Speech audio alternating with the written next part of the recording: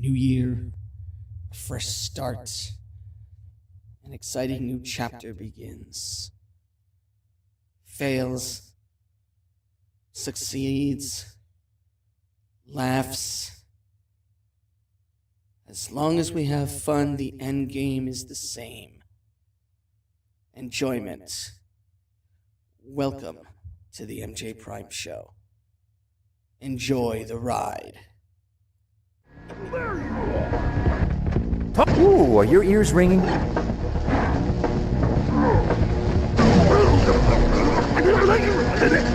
This. Ow. What's the matter? Did you hurt your little tusky-wusky?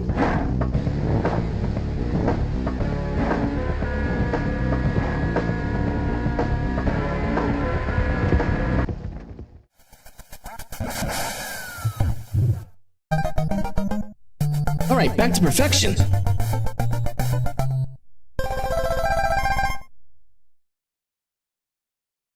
All right, one last round, and then we're gonna call this.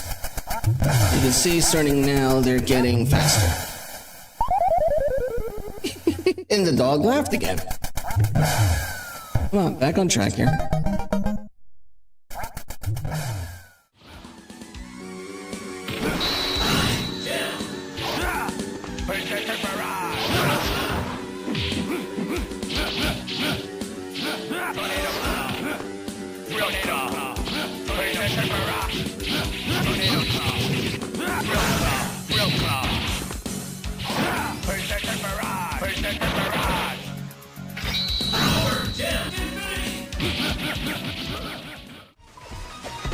This was cool. If you damage the disruptor crystal,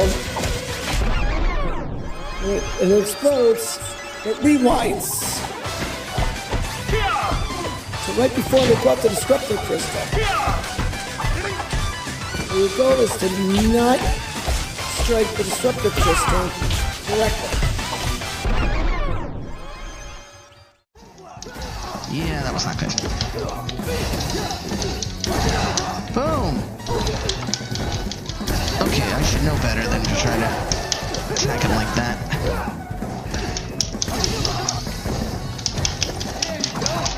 Ow, he reversed it! What the? No! Ow! What the? No, he's beating me down. We don't have a suit strong enough to counteract these things. To counteract the pressure of that area. So, we're gonna proceed this way.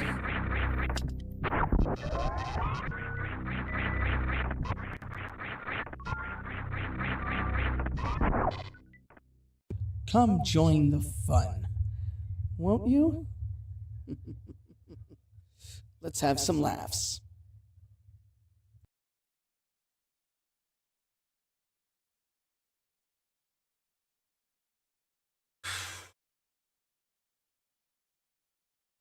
Ho! Here we are. New week. And a take two. It's what I tried to do about half an hour ago. In case you're tuning in a little late, it is the MJ Prime Show. I'm Master J Prime, and yeah, I know. Got off to a rocky start after a week off.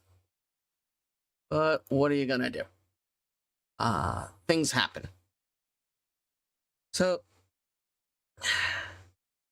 apparently, as you can see, I set my microphone up a little bit differently. I'm hoping everyone can hear me. I feel like I'm an announcer at a boxing ring. Ladies and gentlemen.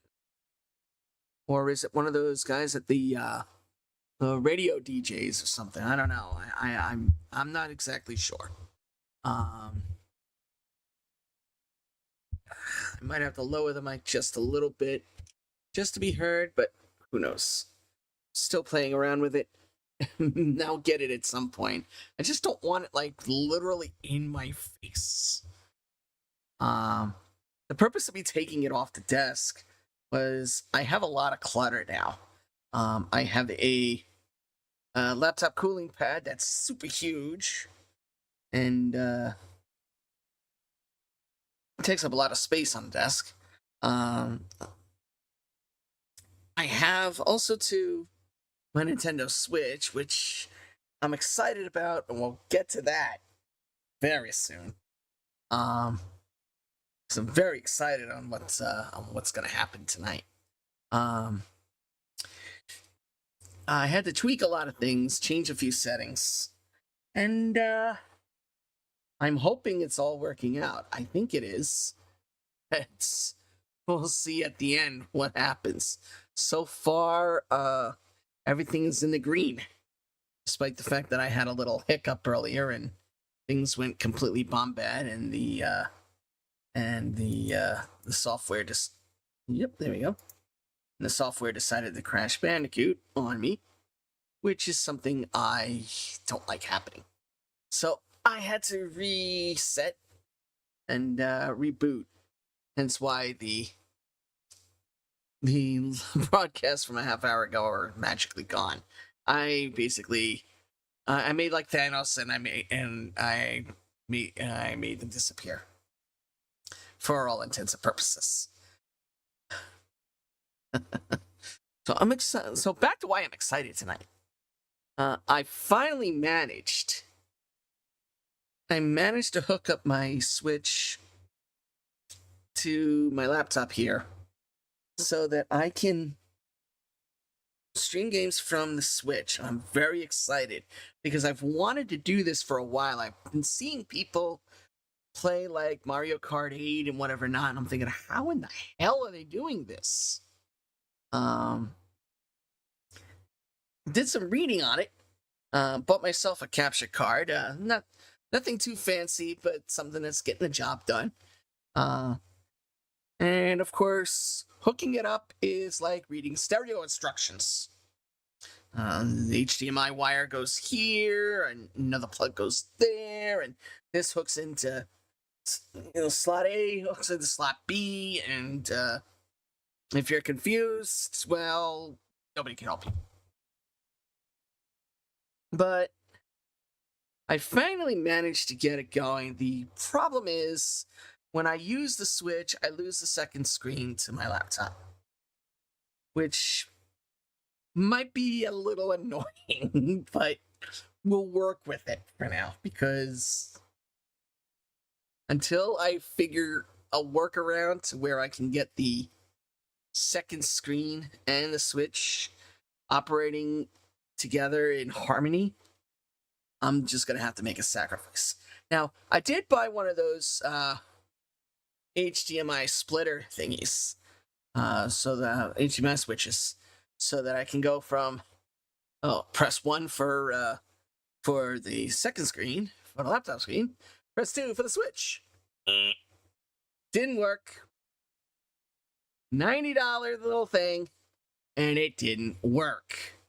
It wasn't exactly what I had in mind. Nothing. The hookup was not working. I couldn't. I spent about 4 hours trying to get it figured out. And sadly enough, I said, forget it. 86'd it. Returned it. Sorry, Best Buy. But yeah. It was an experience. And now I can play Switch. Now, I originally had it to where I had a software, a software processor, kind of similar to Elgato's Game Dev or Game HD, whatever the hell they call it, to view the screen on the Switch on my laptop screen, so I can go, oh, okay, cool. Now I can put this over here and do this. That is as reliable as, well, the current weather report, I should say. So, sadly enough, I had to sacrifice my second screen and make it just play the Switch. Which, as you'll see, Works wonders. And I'm loving it. I played Mario Kart 8, and I recorded I recorded a quick video of it. I recorded a quick video of it not too long ago. Get up my microphone. So I recorded a video, a playthrough of it, and I actually had a blast. So I started thinking to myself, all right, come on back, Mike. Be nice. So I started thinking to myself, cool. I got all those old school gaming things on the Switch. I can play some old school games from the Switch. How cool is that? Now, yeah, I can do that from my emulators on my laptop, but this is Switch, dude. This is like gaming upon gaming, and I just don't have to do. I don't have to do what you call it? Switch. Bingo. See, I don't have to do just Switch. Just old school Switch games. I can do any new game I want to play on the Switch. Heck, I can play. I can play Monopoly if I wanted to. I have a whole bunch of different games I can play. Heck, I can play Power Rangers and not have to worry about the Xbox. But this particular Switch I'm using is the Switch that I share with the family. My son has a profile on it. His mother has a profile on it. And in case you guys didn't know, my son, Awesome Andy, loves this Switch. He plays Disney Speedstorm on it, which, if you caught an earlier video I did with him, he has a lot of fun, and he's very good at this game. So I'm very proud of him. But yeah, I can't wait. I can't wait to get in. I can't wait to get into that.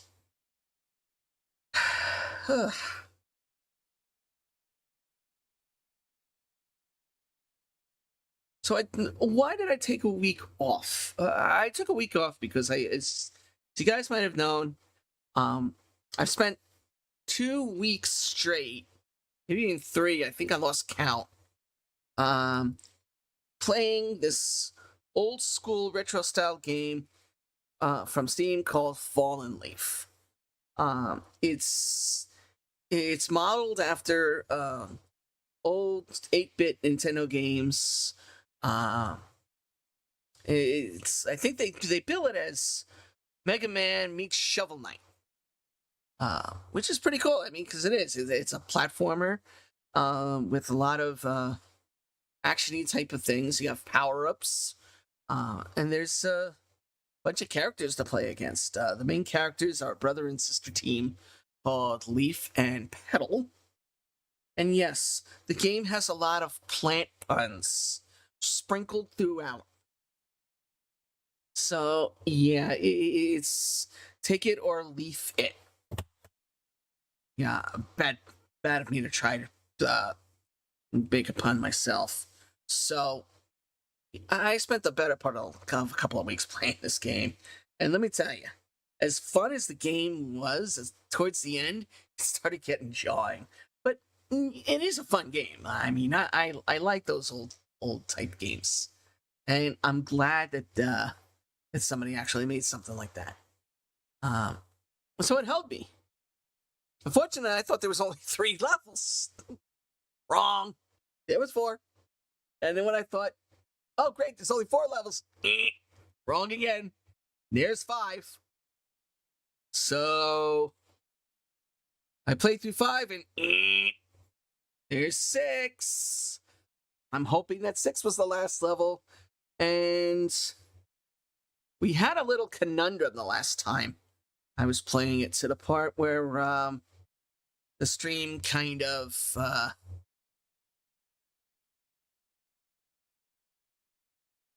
no, actually, no, that was before then. I had this in the part where the stream kind of kick-wadded me off. But the After I played through and got up to 6, I'm like, okay. By then it was like 2 o'clock in the morning, and I was exhausted. So I said to myself, okay, we're gonna shelve it here, and I might come back to it later on. I decided, rather than go back to it right away, I decided to take some time off and kind of clear my head from the branches of fallen leaf. So, and a couple of reasons. One, I had a trip to Atlantic City last week for my primary job. Spent a few days at Atlantic City Convention Center for the for a special for a convention, and had a run in with my boss, and he came out. We did a couple of things, but by Wednesday I was invited to a special dinner, but I decided I was just worn. I wanted to come home to my family. So I hop, skipped, and jumped 2 hours before the dinner, headed on home, and spent the rest of the week with my family. It was fun. It was fun. Let's see. Monday the 3rd. Yep, Monday the 3rd. I had to consult my calendar because I can't remember anything anymore. Monday the 3rd was my birthday. Another reason why I took a little extra time off. Well, there was that, and also too, last Saturday was the Royal Rumble. Was last Saturday? Yeah, this past Saturday was the Royal Rumble. But the Saturday before that was Saturday night's main events. So that's why I kind of took time off. So my birthday came. Had a nice, enjoyable day. It was peaceful. Got to chill. My kid's mom decided to treat me to dinner at a local diner Monday night, which I thought was pretty cool. I mean, I had Big Z, something I technically really shouldn't be having due to my numerous health issues. I should not be having Big Z, but I couldn't resist. I had a craving, and it was my birthday. I could cheat. So I had myself some Big Ziti, and it was a lot of fun. I had some laughs, watched Kitchen Nightmare, so we watched Gordon Ramsay yell at people randomly for several hours straight. That was fun. And then, of course, there was the Royal Rumble event. Was fun. That was neat. That was neat. Got to see a lot of, as you know, I'm a WWE fan. Got to see a lot of fun faces. AJ Styles returned. And surprisingly, Alexa Bliss returned. She wasn't supposed to come back. But she did. And she's back now.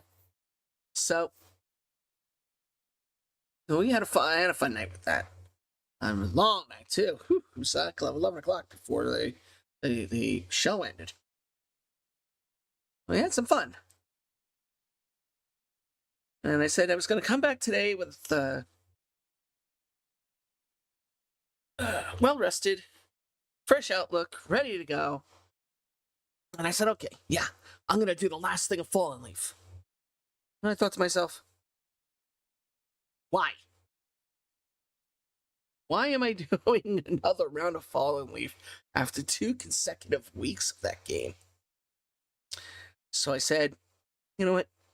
I'm going to shelf the last level of Fallen Leaf. And what I'm going to do is I'm going to, at some point, I'm going to do a final playthrough, but I'm not going to do it live. I'm going to do a playthrough video of the last level of Fallen Leaf. And I'll load it up to my channel.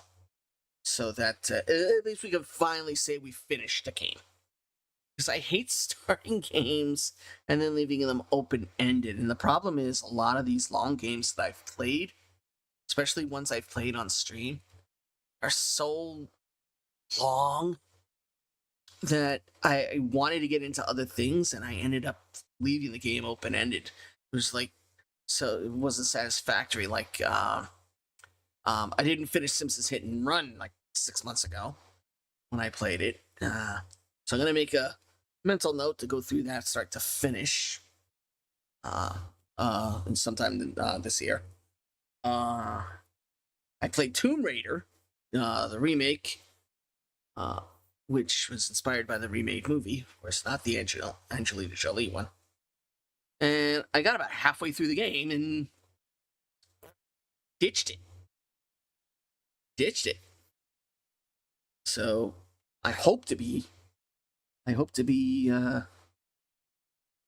going through a whole playthrough of that game, and if I don't do it live, I'll probably do some kind of video or something to that extent with that game. I don't know. I try my hand at making a video and actually editing the damn thing. Because, you know, I'm not great at editing videos. I'm very rudimentary, but hey, I gotta learn, right? So, this is my opportunity. Now,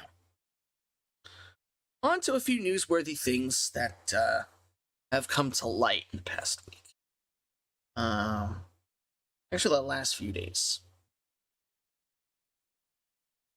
For those of you who play Multiversus, I'm sure you guys know what that is. The collaboration, the Smash clone collaboration between Warner Brothers, DC Comics, and Cartoon Network. With all those dozen characters. The creators behind Multiversus just recently announced on their Twitter account, and also too on their website, that they're shutting down Multiversus in May. Shutting it down. It's over. Game's done. They said that season 5.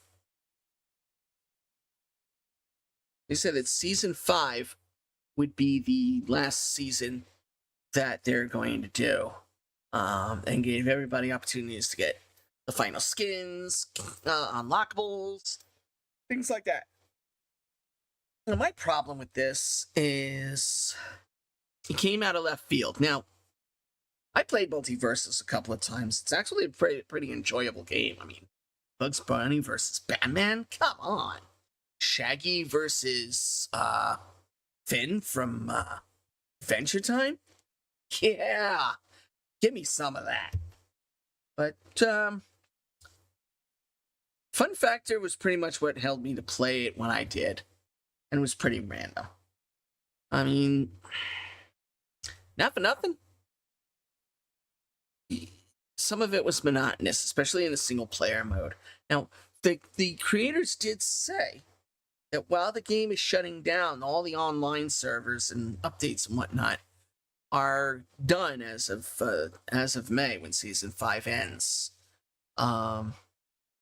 Single player game will still be accessible. Offline single player game for Multiversus will still be it'll be there. So for those of you who got the game, downloaded the game, and actually went all in on the founders packs and whatever, they can still play the game in singles offline mode. But a game like that is meant to be played online, multiplayer. It's just meant for that. While the single player story driven thing is fun, but it's a game where you hop on with your friends and you beat the crap out of one another. I mean, that's the focus of the game. That's the focus of the game. That's what's playable. I mean, Smash Brothers, Brawlhalla, all those similar platform beat up games, they're meant to be played online with friends. Or hell, if you don't have any friends like me, they're made to be played online with random people. So that's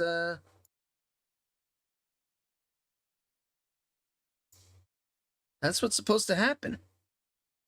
But sadly, it's going away. And part of the reason why they announced that it's going away is because um, there has been a large drop in the player base of the game, which led to a huge loss in revenue for the gaming company and Warner Brothers primarily. And they decided, let's stop the bleeding now.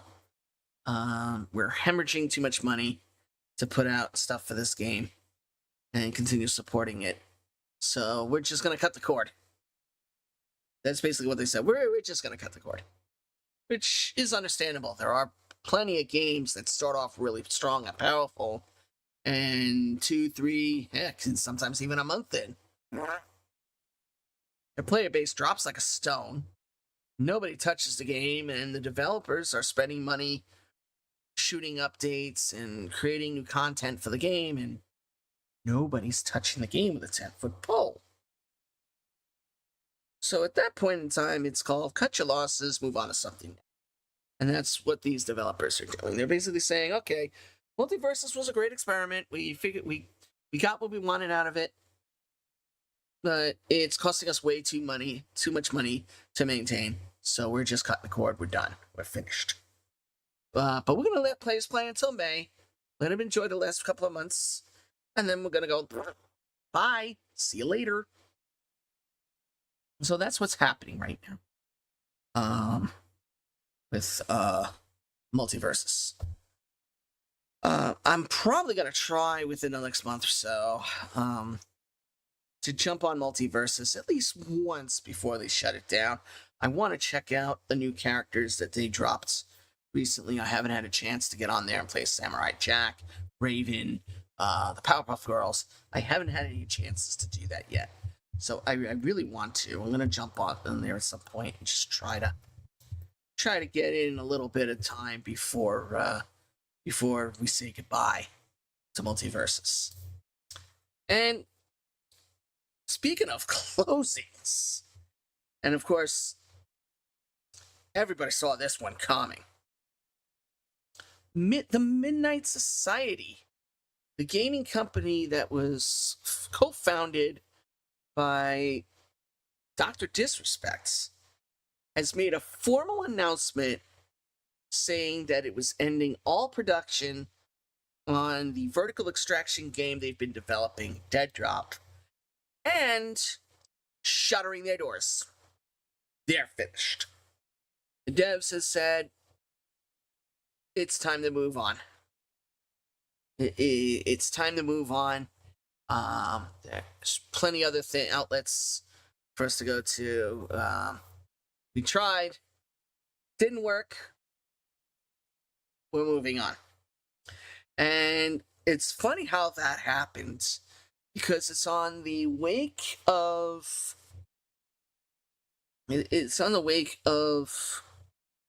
Dr. Disrespect not only joining Rumble, but also, surprise, YouTube decided to remonetize his channel. Now, in case you're not informed, Dr. Disrespect is a huge pro gamer. He's been a professional gamer, streamer for a number of years. As a matter of fact, he is why I got into it in the first place. I watched one of his streams and I felt the energy, and I said, you know what? I'm sitting at home, bored, recovering from heart surgery. I was going to give it a whirl too. But there's controversy surrounding him. A couple of years ago, he was dropped from Twitch because of something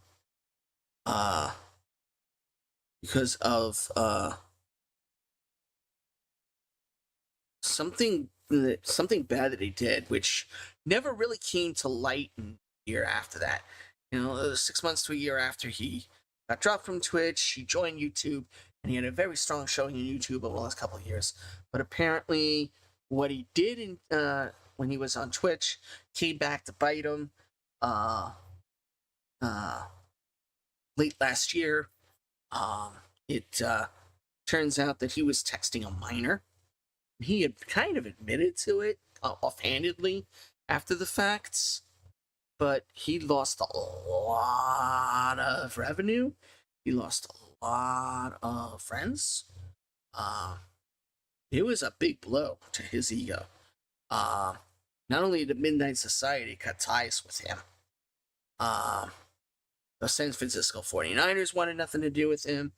He lost a whole bunch of sponsors. YouTube demonetized his channel. It was bad. So while he was away, I guess he worked out a deal with Rumble while he was away.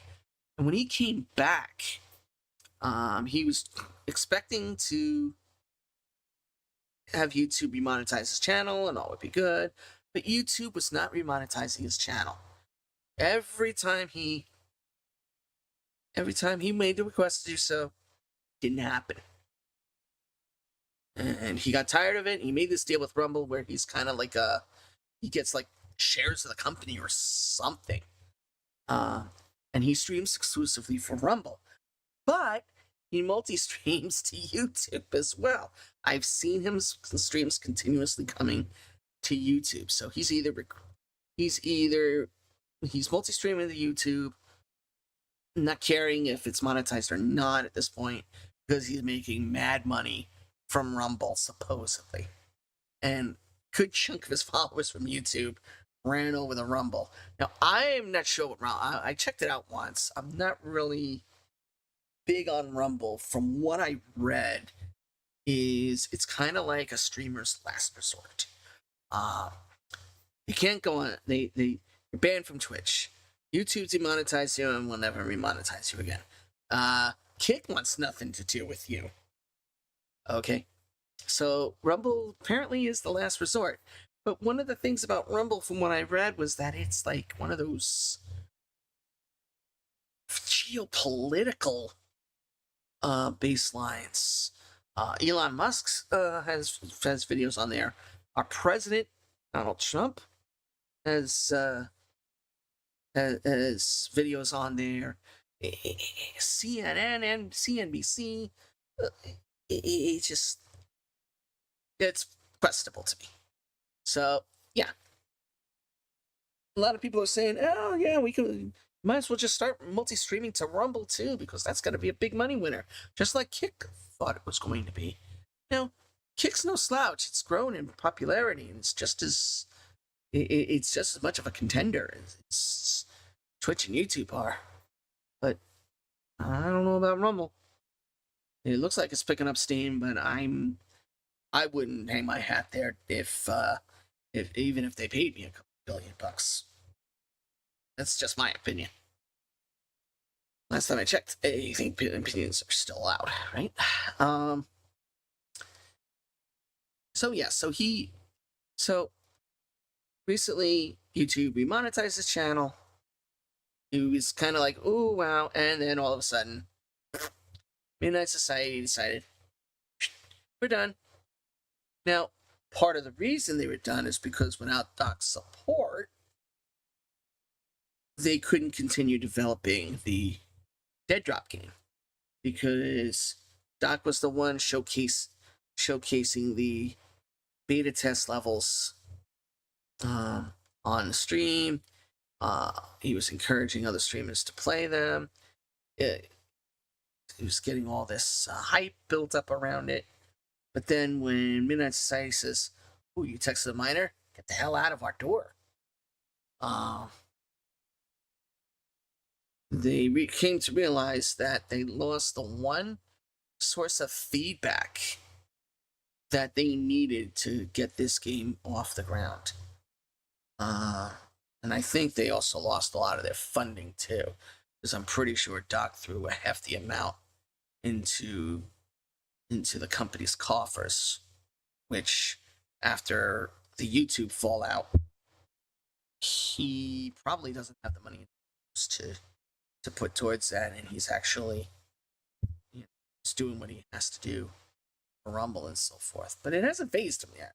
If you watch him, it hasn't phased him.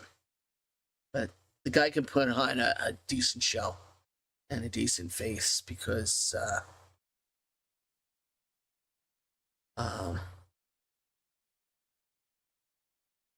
that's just it's just how it is.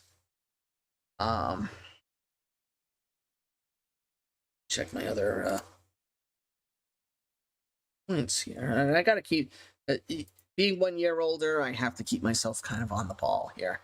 So we talked about what we're doing with Fallen Leaf. Okay. We talked about multiverses, the closing of the Night Society. Let's get into bells and whistles now. Along WWE, I'm a big Marvel fan. I've tried to play Marvel Rivals once or twice on here, and it didn't work very well. The game was laggy as all shit. But season 1 had been introduced about a month or so, last month, and it's off and running hard. They introduced Mr. Fantastic, Invisible Woman to the roster, and they're pretty good considering how they play. They're very good. I've played them a couple of times, and I'm surprised at how easy it is to pick them up. Of course, learning strategies to use them effectively is another matter, but learning their moves, not a bad thing. So they said, okay, well, we're releasing these two. What about the Thing and the Human Torch? Well, the Thing and the Human Torch are supposedly going to be released towards the second half of season 1, which I think they said somewhere between late February and early March. So that's a few weeks from now. So I'm hoping that they'll release those two, and I'm excited to see how they handle in the game. Mr. Fantastic is a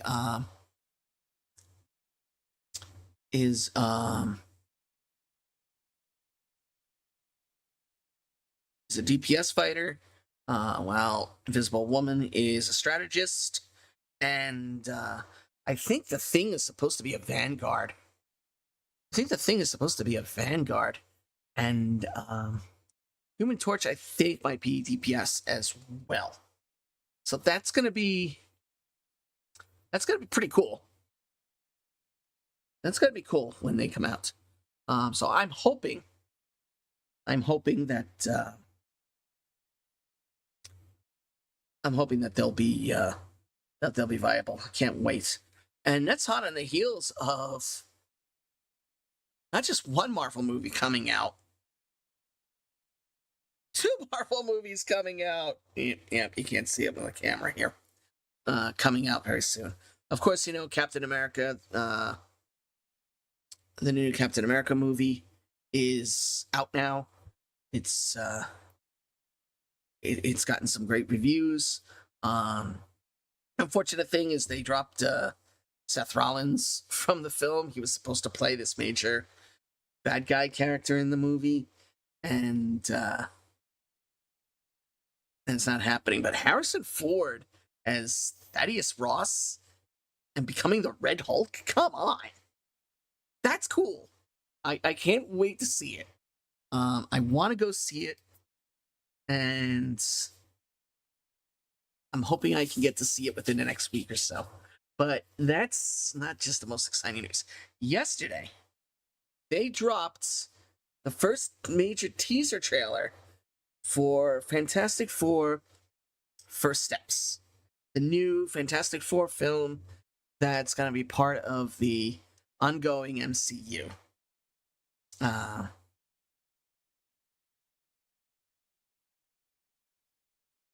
It's pretty cool.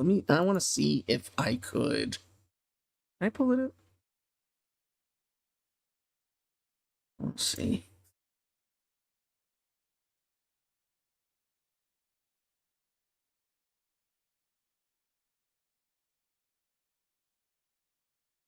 I want to see if I can do official teaser trailer. All right, let me see. I got to. There we go. There we go. Okay. Let's see. See, I'm doing it one monitor screen. Welcome to the Baxter Building. We make a point to do family dinner every week. Sunday, 7 on the dot, no matter what. We're all here. Herbie, how's that sauce coming? Yeah, I'll be the judge of that. There we go. Okay. Look at that thing. He looks pretty damn cool. Okay, is this guy good or what? And her. I want to add a couple cloves of garlic. Not because it's not delicious, I just want to add a little bit of zip, okay? Oh, that's cool. T-5. I Before we like went up the this. first time, I watched this. That's you couldn't turn invisible. cool as hell. Ben wasn't a I'm a big rock. Fantastic Best Four. pilot in the world right here. Yeah. Best looking, he means. And Johnny never caught fire. Ben has always been a rock. Johnny is Johnny. Hi. It's Johnny. And I am right here. Whatever life throws at us, we'll face it together.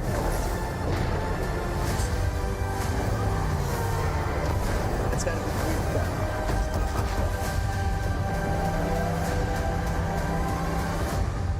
be As a family.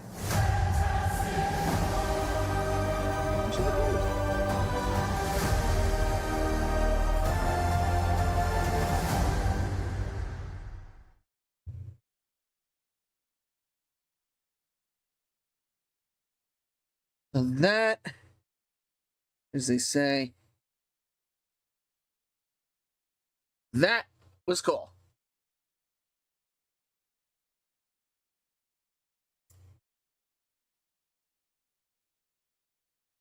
That's cool. That is, that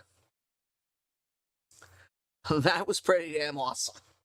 I love that they did Ben in mocap CG like they did with Mark Ruffalo's Hulk.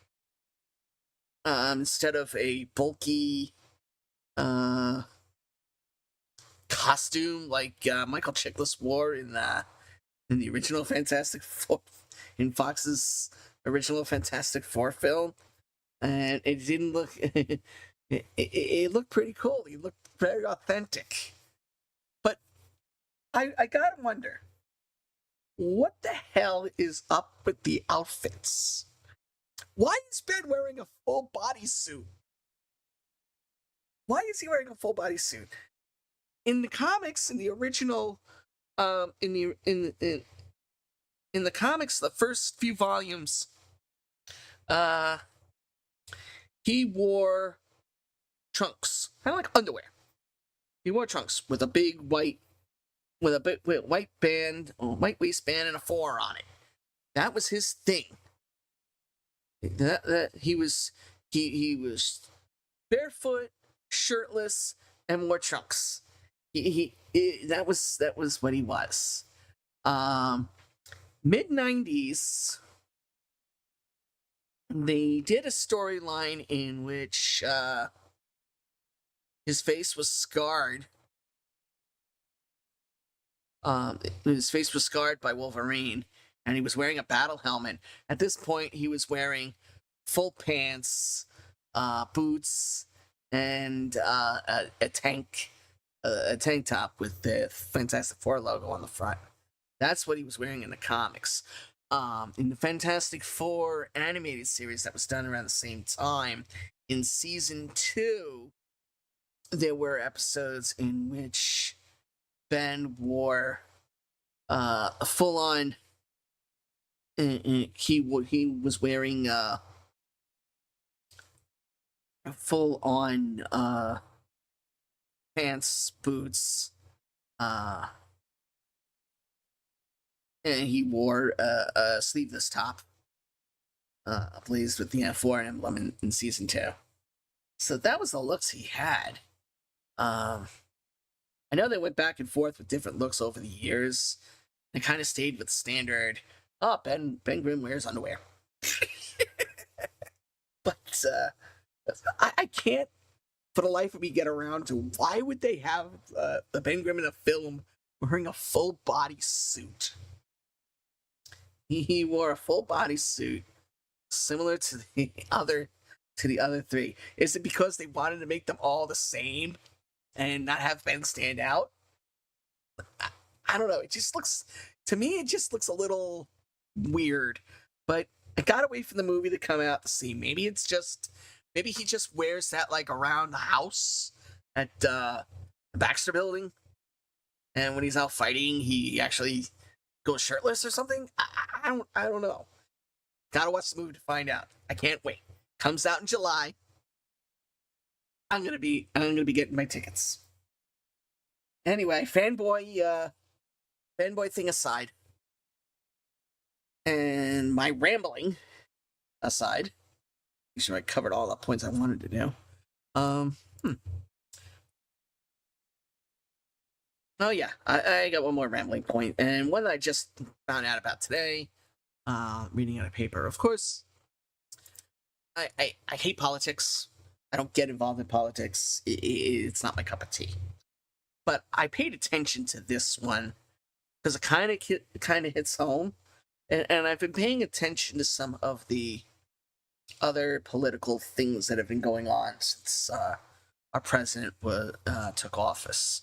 Mostly because some of the things that he's doing kind of affects my family's life or may. I'm hoping it won't, but it may.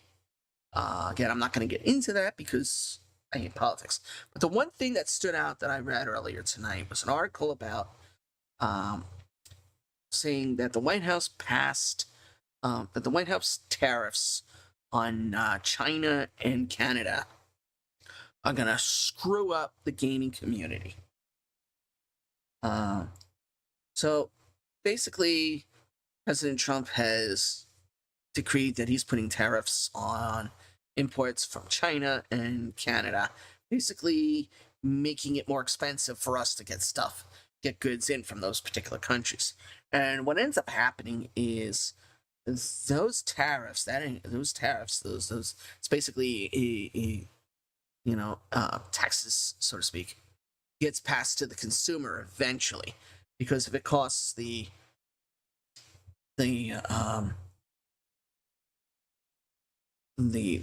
factory, let's say, more to make it, more to bring it in and whatnot, and to ship it and put it on store shelves, they got to recoup that money somehow. So what do?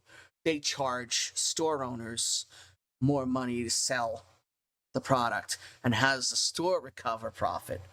It increases their sales prices. Specifically, they talked about the upcoming release of Grand Theft Auto 6, which supposedly, if this goes through by the time the game is launched, it's quite possible that the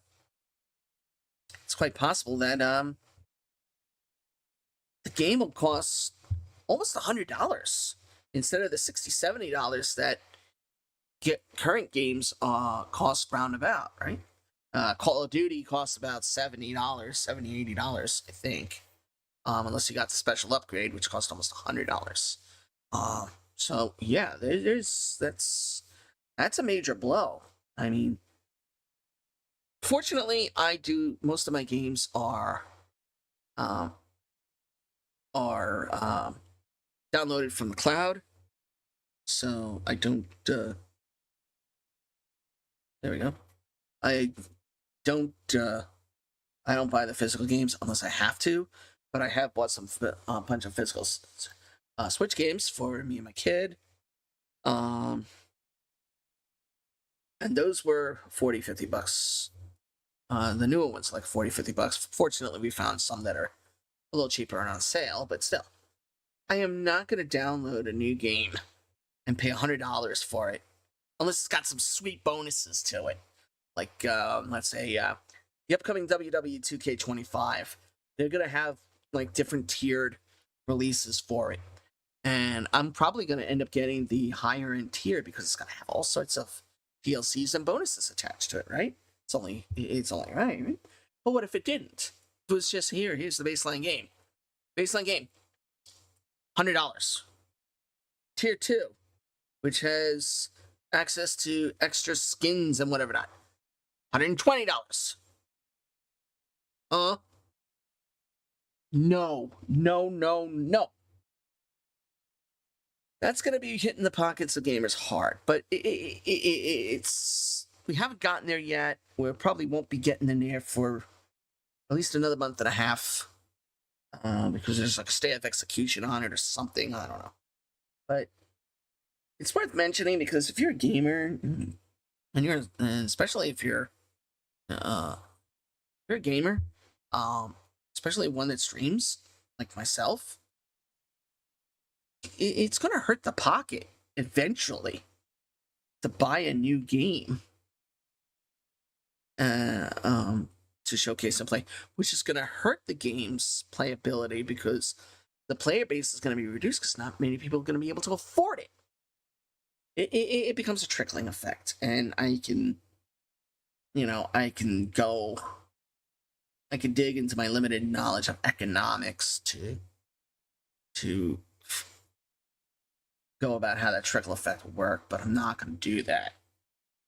But it just struck me as odd. I was like, oh my god, really? New game is going to cost like almost $100 now? That's not right. Why do we have to pay for another country's situation? Why do we have to foot the bill for that? I don't know. Ooh. Wow. Talk about going into a tirade here. All right. So guys, let's go on all software here. All right. These are all the different games that I have on here. Some we can play with the Switch like this, with the controller-based settings. Some of them are motion control, and I can't exactly play those games. So, like, Wii Sports is out. I can't play it unless I just sit in here with the remote going, with the Switch modes rather going, I can't exactly play that. But what I'm focusing on is the old school stuff. So we have Genesis. Why do we have AEW? We have the Nintendo, we have the Game Boy, we have Game Boy Advance, we have the Super Nintendo, we got the Nintendo 64. I think that's all that we have access to on this. So I'm gonna go to Super Nintendo. And considering I played Mario Kart, a while back, I think that's what I'm gonna do now. Let's go down. Look at all these old school games. And some of these with the SP, the special ones, they are games that have challenges built into them. That if you beat a certain challenges, you get like rewards and stuff. There it is. This is the SP one. This is the regular one. So we're gonna call this.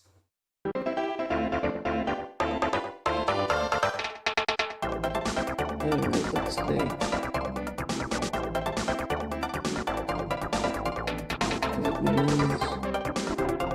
There we go.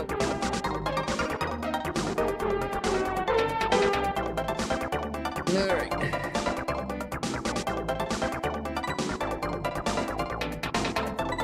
Oops, there we go. We're gonna do 50 class. This is the original Mario Kart. This is the Mario Kart that... This is the Mario Kart that everybody remembers.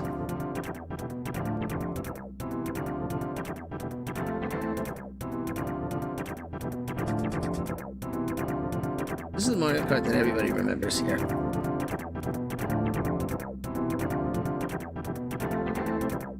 Just this audio here.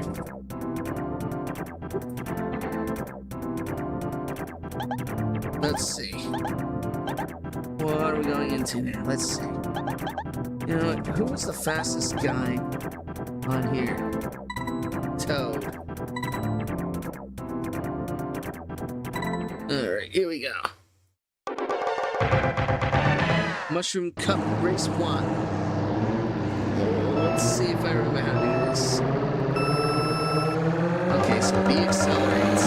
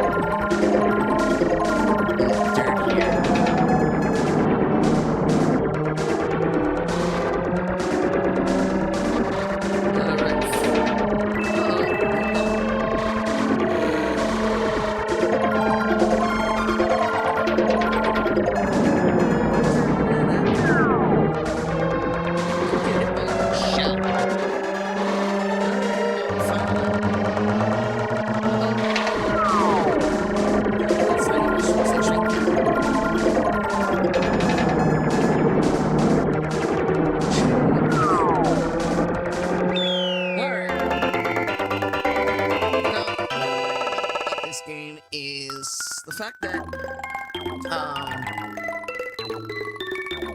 the same 3 other opponents can always join you in the top 4.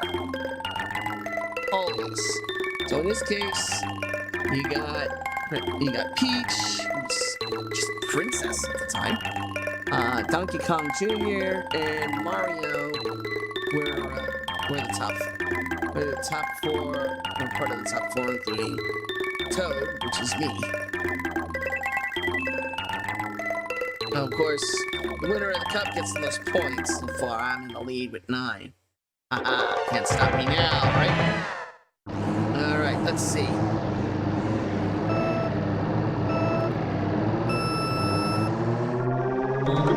Here we go.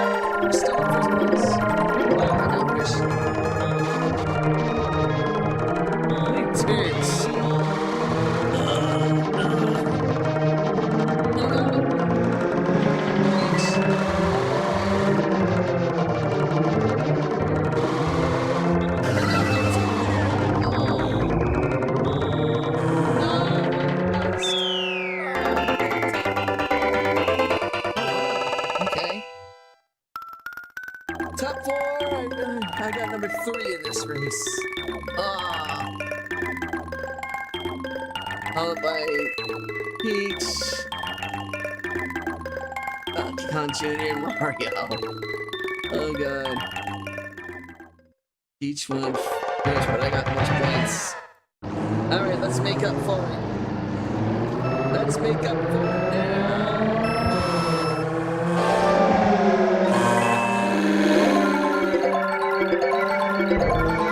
On my way, princess.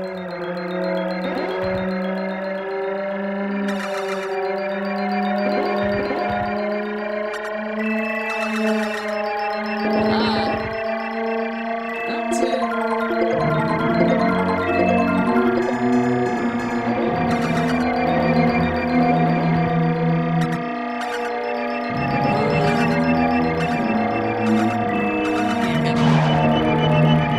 It's a lot easier doing this with a joystick these days than the way it was back in the day. We had we just had oops. We had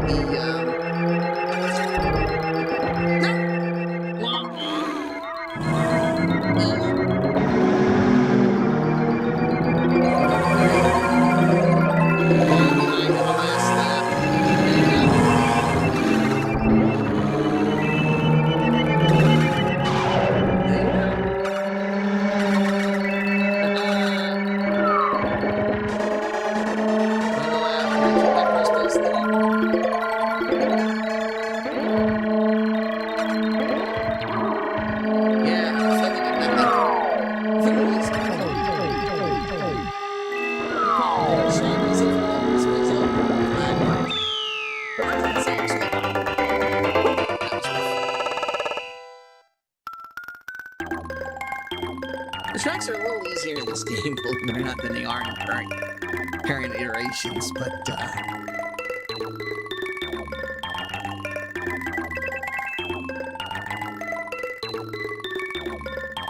still fun. I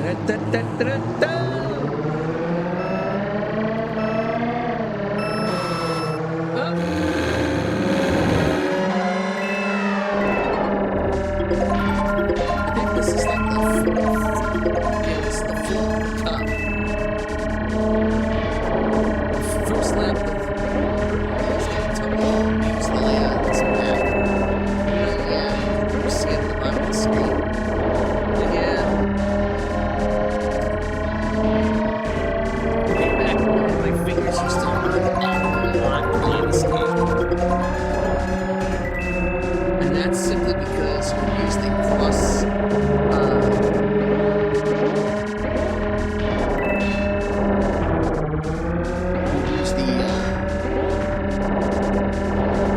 cross controller to practice. Imagine putting the button down and having to press a tiny little thing like that. I'm doing it now. Wish my joy cam was on. I'd show you what it looked like.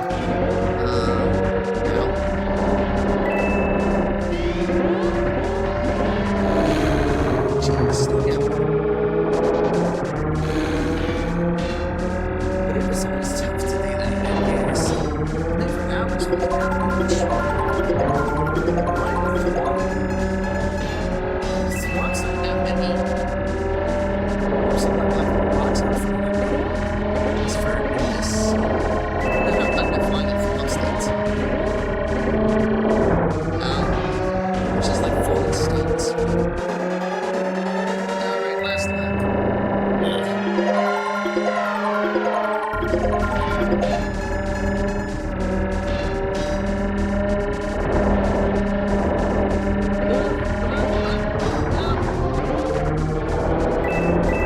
First turn. Jump. Yes! Place second.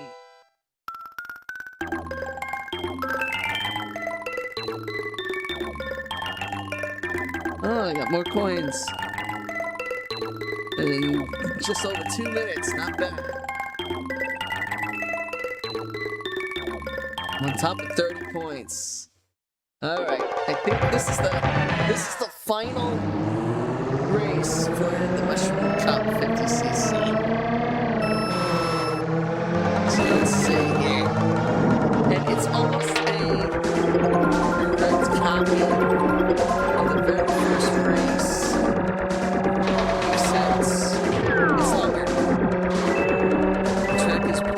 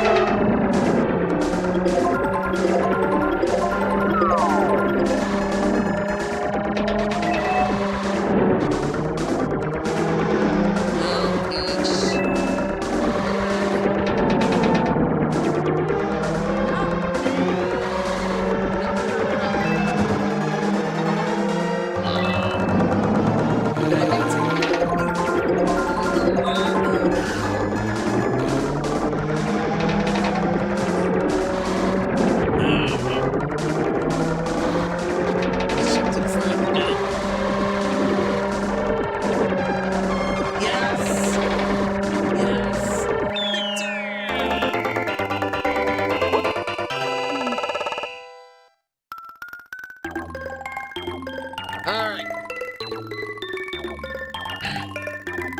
Let's sum it up.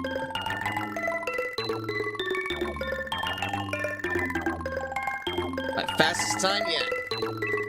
9 more points. Toad with 39 points. Peach with 33. DK Jr. 18. Mario 5. And everybody else, get the hell out.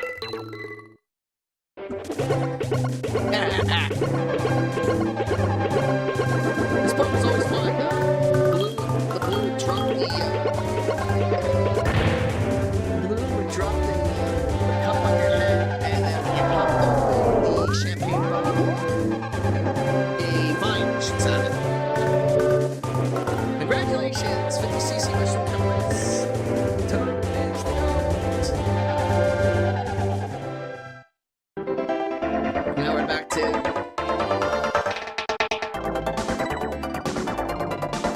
that's cool. 2 players can actually play this game. But it's split screen, so it's really fun. Alright. Let's stick to the 50 class, which is a 50 class race. And we're gonna stick with Toad, he's my man.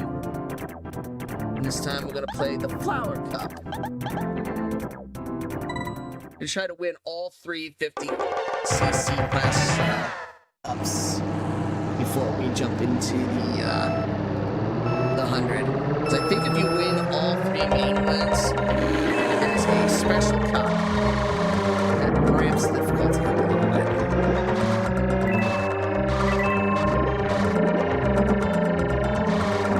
Now it's each course, each cup is different from the other one. This is donut. This is like a chocolate zone. It's basically a dirt race. And it worked. I think you're supposed to use that leaf and feather and connection with the obstacle so you can maneuver around it. No. Oh, man. Here we go.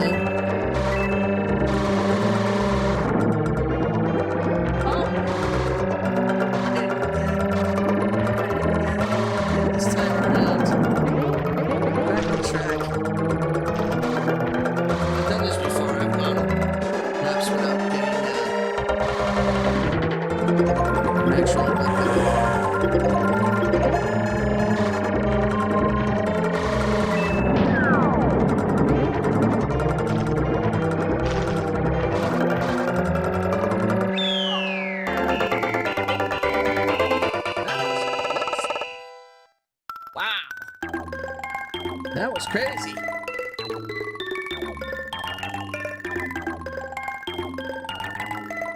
That was crazy. Alright.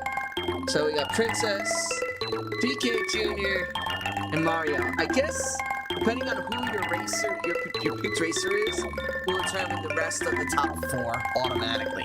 So if you pick Toad, Mario and Peach will be in the top 4. Maybe DK Jr., maybe somebody else. I've seen random combinations, but I now realize that, hey, it's pretty much the same combinations per character. So if I really chose Yoshi, chances are I might have Bowser and a Koopa and whatnot in it with them. Hard to say. 9 points to start. That's how we roll. That's how we roll. You gotta blow my mic a little bit. Damn it. There we go.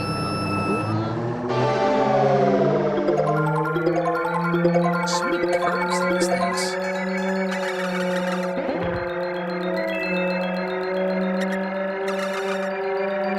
And we can't fall off the edge. Uh-oh.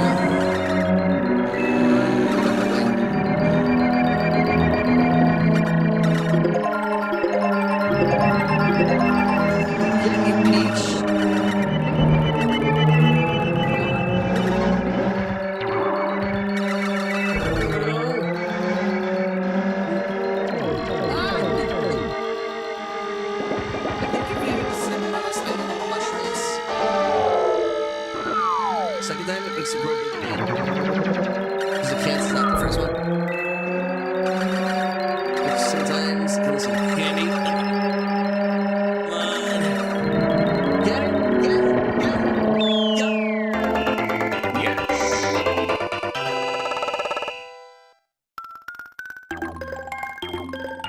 You know what they say? There's no school like the old school. Man, this brings back memories. Alright. The modern Mario Kart is fun, but modern Mario Kart wouldn't exist without this one. And if this one wasn't fun when it was when it came out, it would have made what the hell?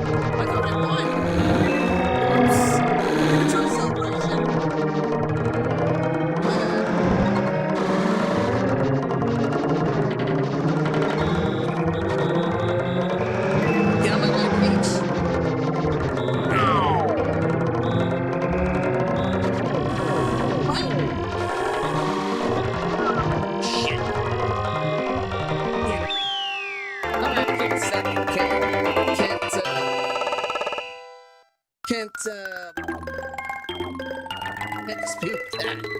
That was, weird.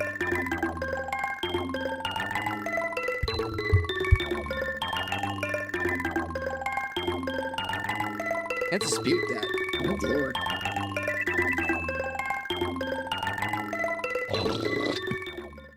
So, I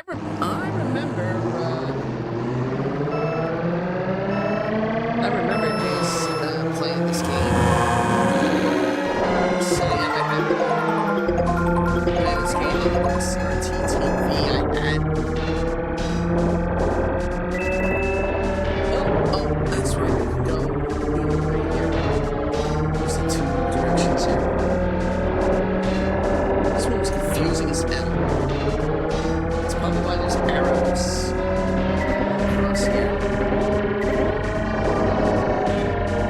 There we go.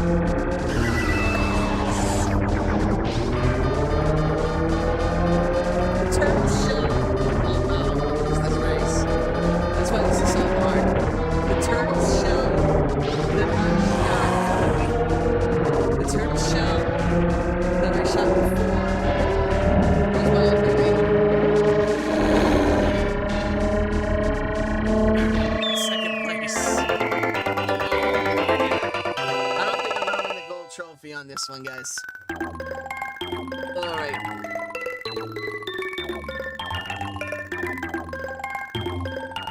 Still in first, though, thanks to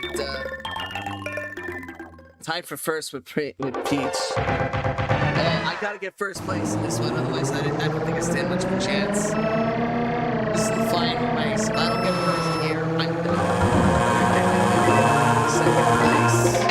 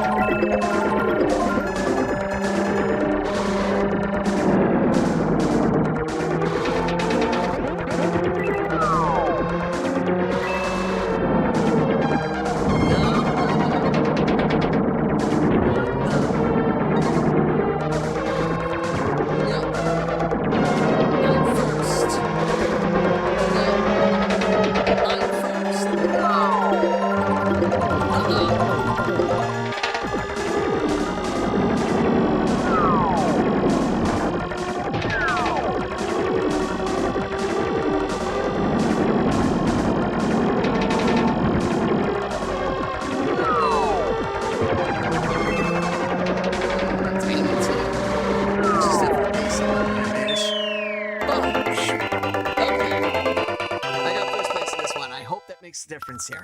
I hope it makes a difference, and I hope I get gold. Alright. Let's see.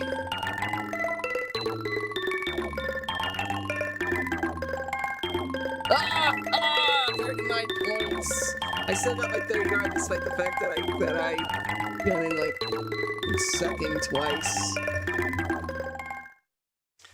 And here we go, baby! First place in the Flower Cup.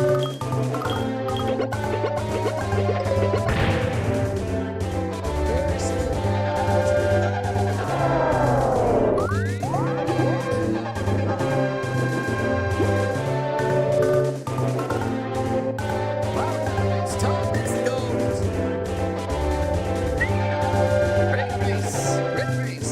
Oh, yes!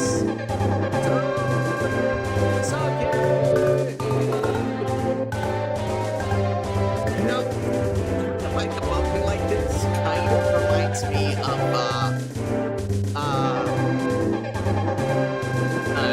Kennedy, Mr. Kennedy. The wrestler used to be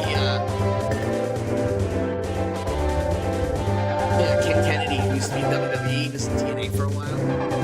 He would have them on, he would come to the ring, he would come to the ring, he would hold his hands up and a microphone like this, like drop down.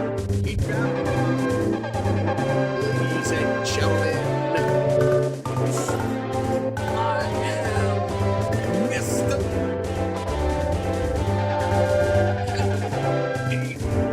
He got the crowd hands when he did that. It was great. So I guess I gotta do this. I guess I'm gonna do it. Alright, let me quiet this down for a second. I gotta quiet this down for a second.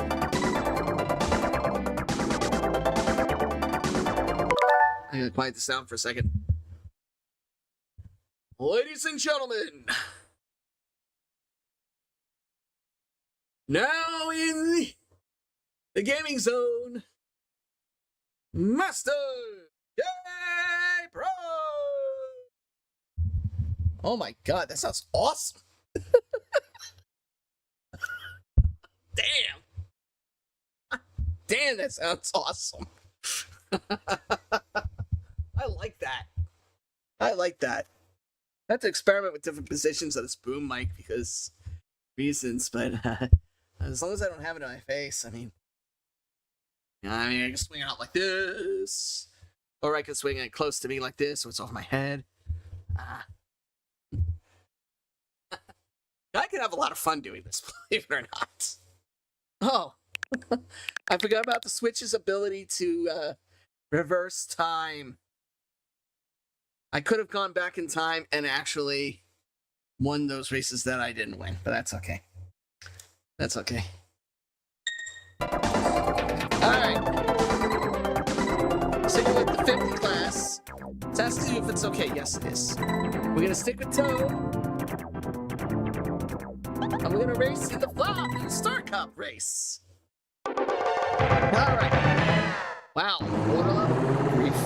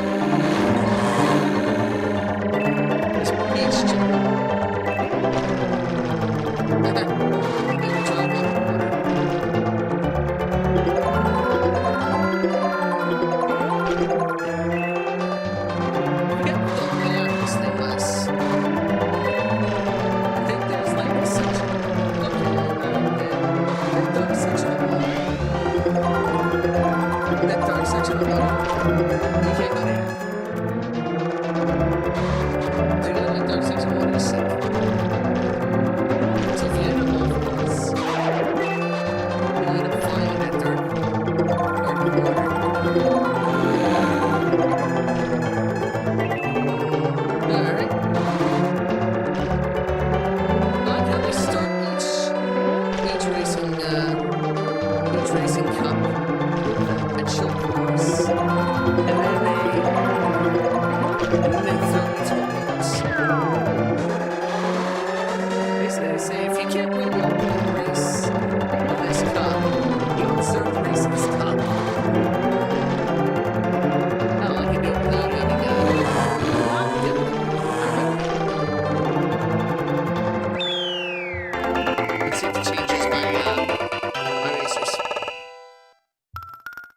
Nope. Peach, number 2, DK 3, and Mario Indestructible 4.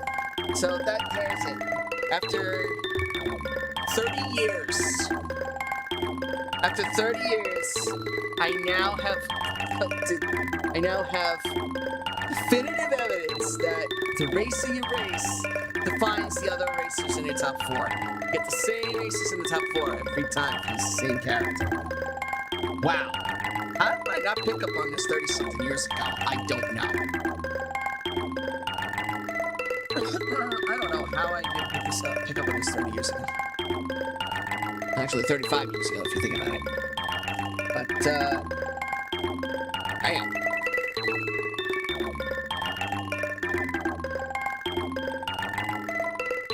Alright.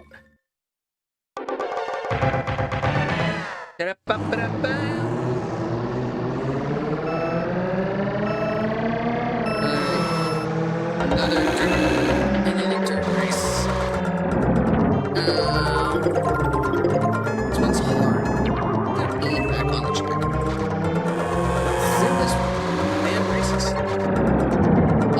Okay, yeah. This one you go through.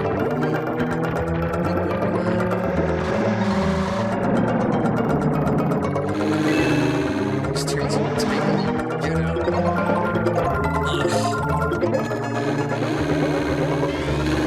out. And hit the flowers. And hit the piranhas.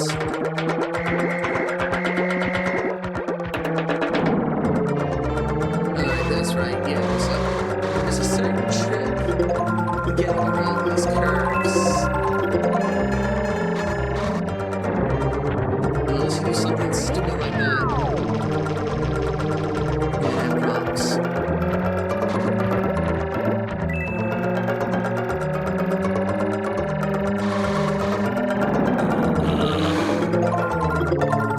And I just did.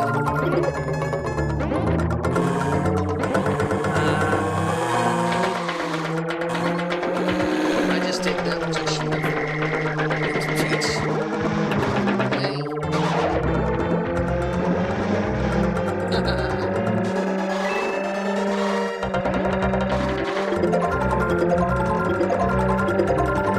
A random thing we're gonna hit.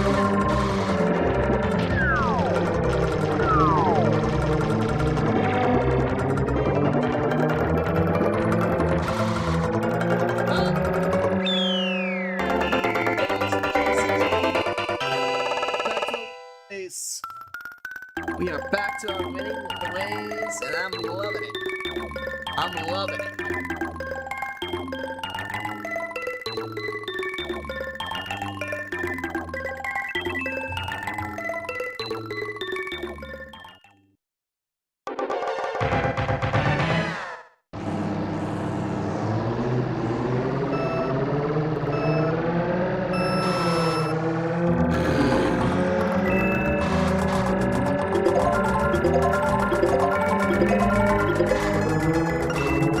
Okay. Go through the ice. Get the little...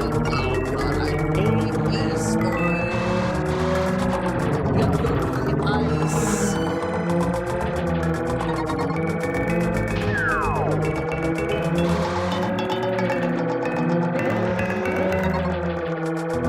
You can't go into that.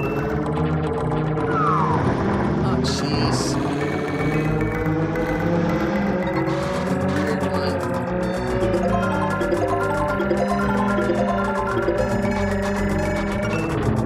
Oh, jeez. You can't go in that little center corner. Come on. Ugh.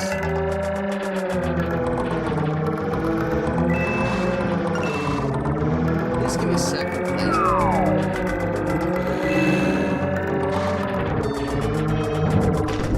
Oops. Damn it.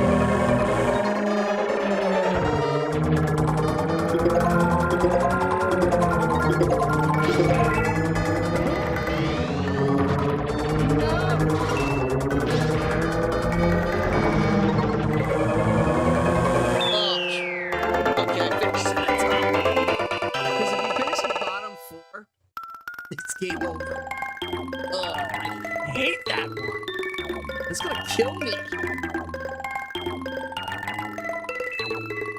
that first. Oh no! Dropped to second place. I will not settle for silver. I want gold.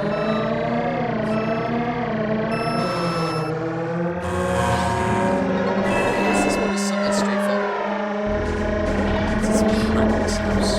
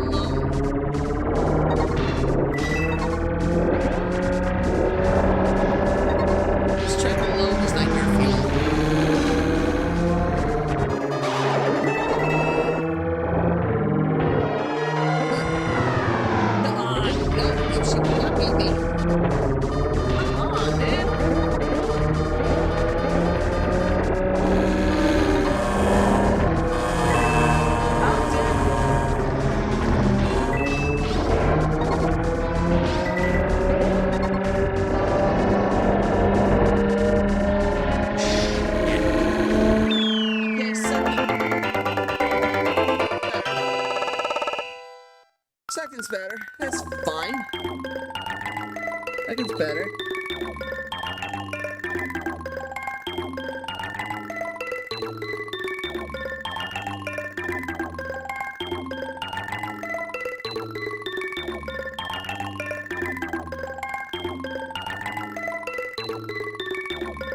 Second's better. Second's not bad.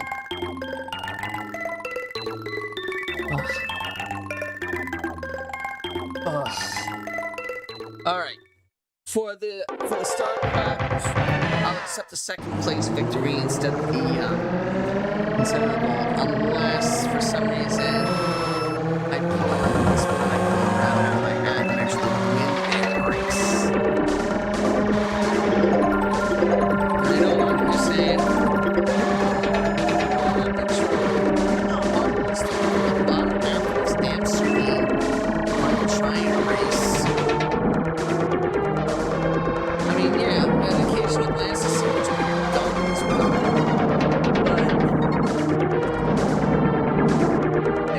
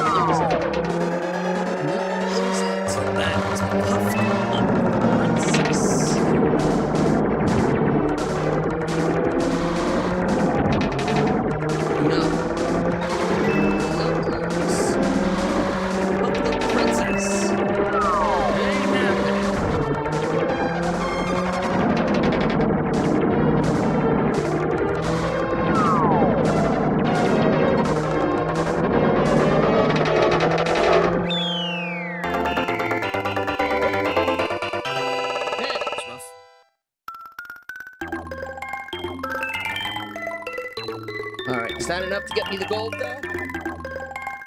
Is that enough to get me the gold?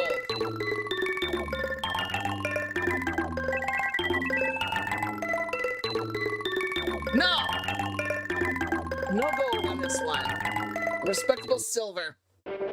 Second place. This one is always weird.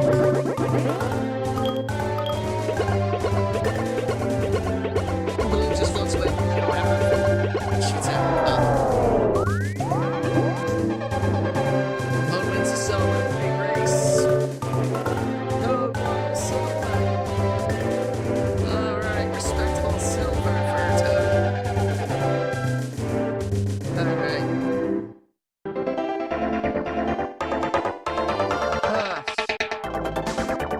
Respectable silver for Toad. Okay. Oh, that was cool.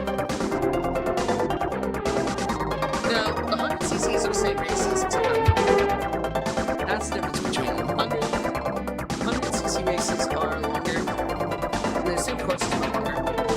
Which makes it a little bit more difficult. Now, had I got the gold in the star, I would have unlocked the special cup. Yeah, having not played this particular Mario Kart game in a while, it's hard to do. Okay. Alright.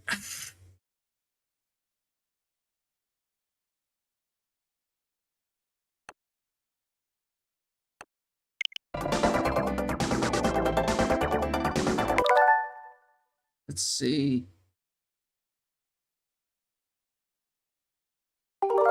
There we go. Let's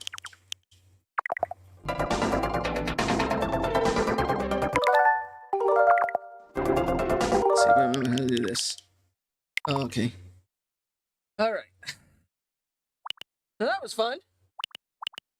That was fun. Let's see. What can we do next? Ooh. A lot of these games are like Japanese transitions. Super Metroid is long as hell. Super Mario World is long. Mario All Stars is okay.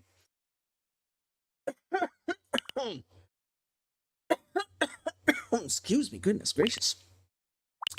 Let's see. Zelda's long.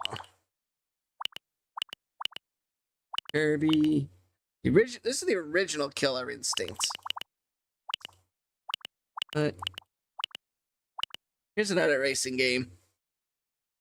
F-Zero. That's a good one. Maybe.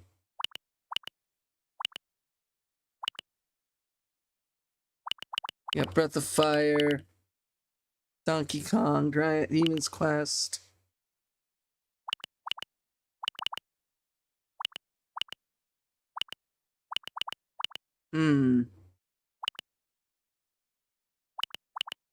Peacekeepers.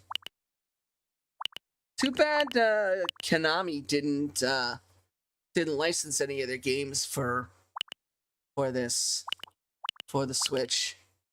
I would love to have seen Super Castlevania on here, or Super C. Oh wait, it's Nintendo. All right, you know what? No.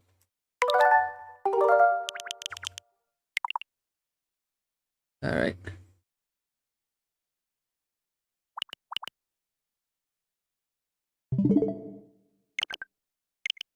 Get out of the Super Nintendo territory for a moment. And let's see.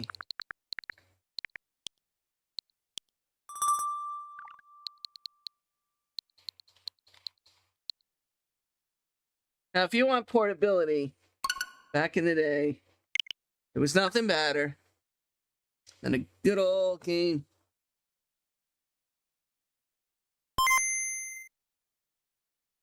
I don't know.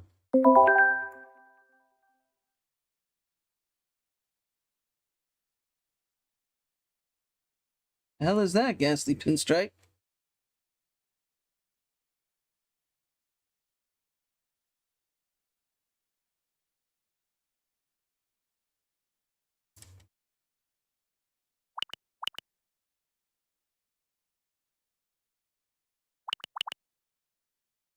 Let's see. None of the Nintendo Game Boy. The original Game Boy had some of the wildest games. Now, see, this is what I don't understand. Konami licensed Game Boy games for the Switch, but they can't get Super Castlevania? Come on. Seriously? And Metroid, Return of Samus. Let's see.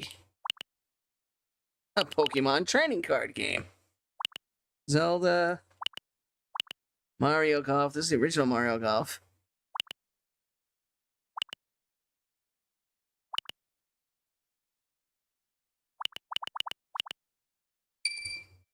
Here we go. This is one of the games I played a lot. The original Game Boy. Super Mario World. Switch it over here. Oops. Wait a minute.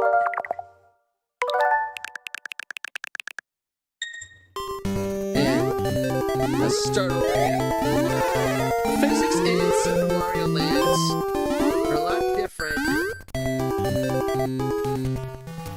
than the physics of the Super Mario Brothers game.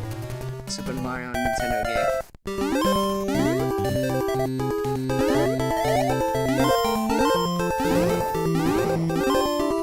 Alright. I want to see how far I can get in this game.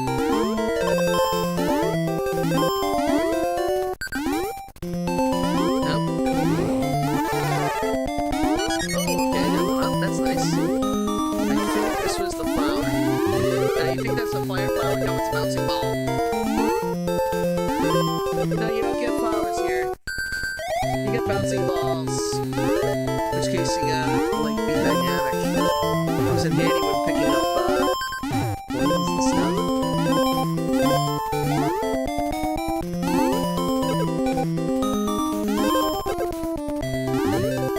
Not good for hitting enemies, though.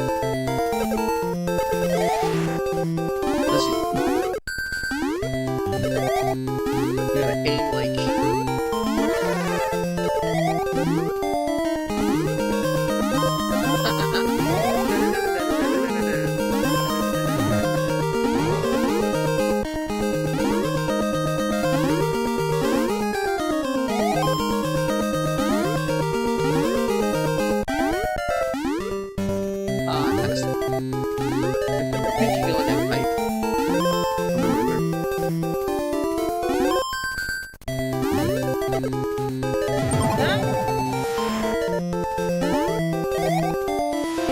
I lost it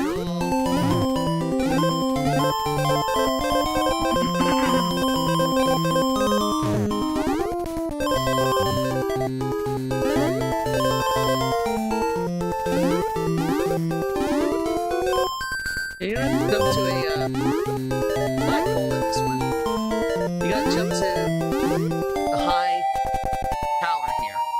And the high tower will get you the most points. Let's see.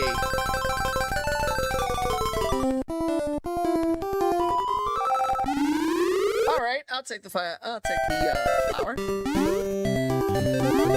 flower power. That's fine. I'm gonna get it anyway at the start of the level. If I can make it to the Sphinx, I think that the Sphinx was the end boss of this level.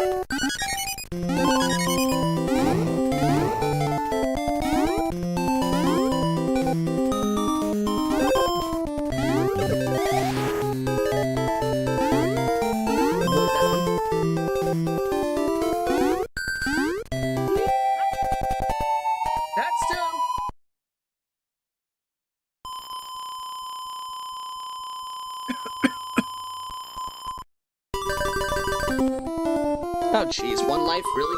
I'm really not that great at these bonus games.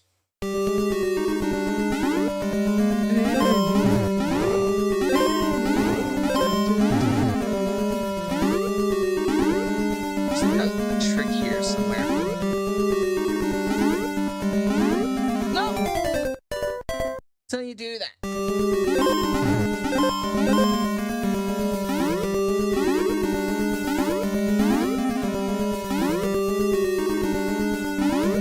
Okay, this is the... Forgot about that.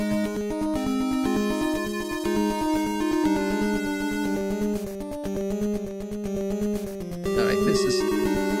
There was something that you hit. And you get, like, an elevator to a secret area. Oh, there we go. I used to think when Mario would hit the bricks like this, it was like he was smacking his head against it. I didn't realize until much later that he was literally smashing his fist against it.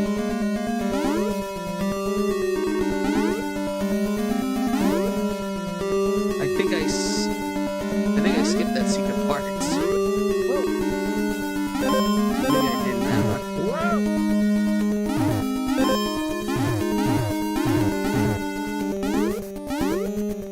Yeah, I think I gotta have like the power up.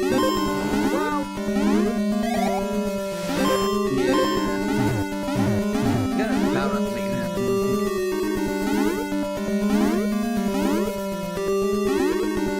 Yeah, there you go. See, you can go up there. That way you can go up there and get that. That pipe.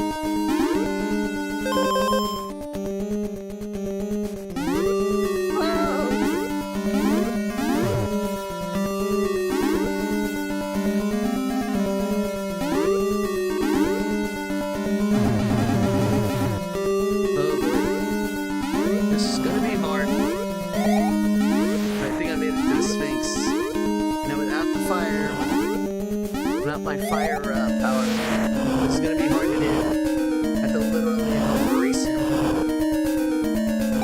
You're supposed to jump when the Sphinx spits at you.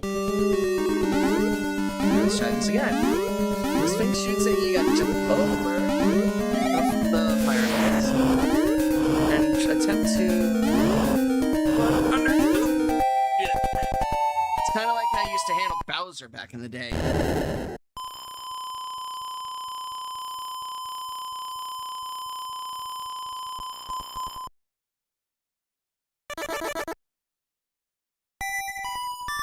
Good grief.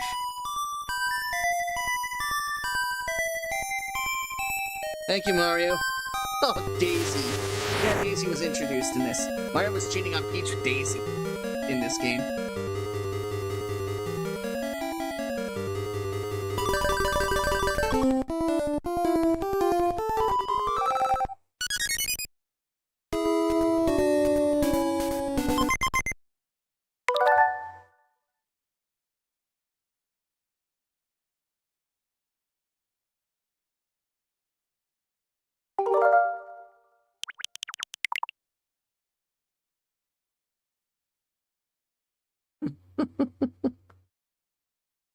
Well, that's a Super Mario Land, the original Game Boy game.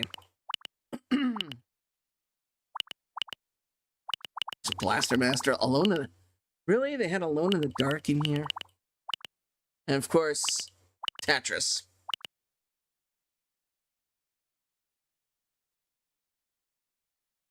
Let's see.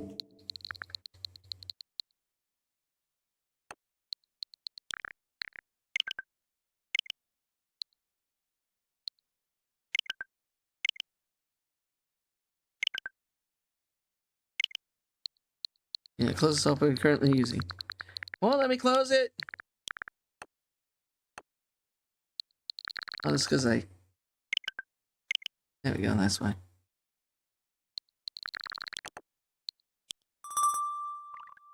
Let's see. What's next?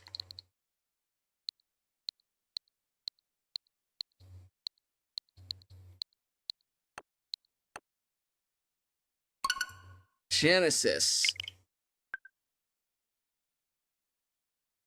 I don't know if I can play the Genesis one. I might be able to. What? I thought I had an expansion pack membership. Oh well.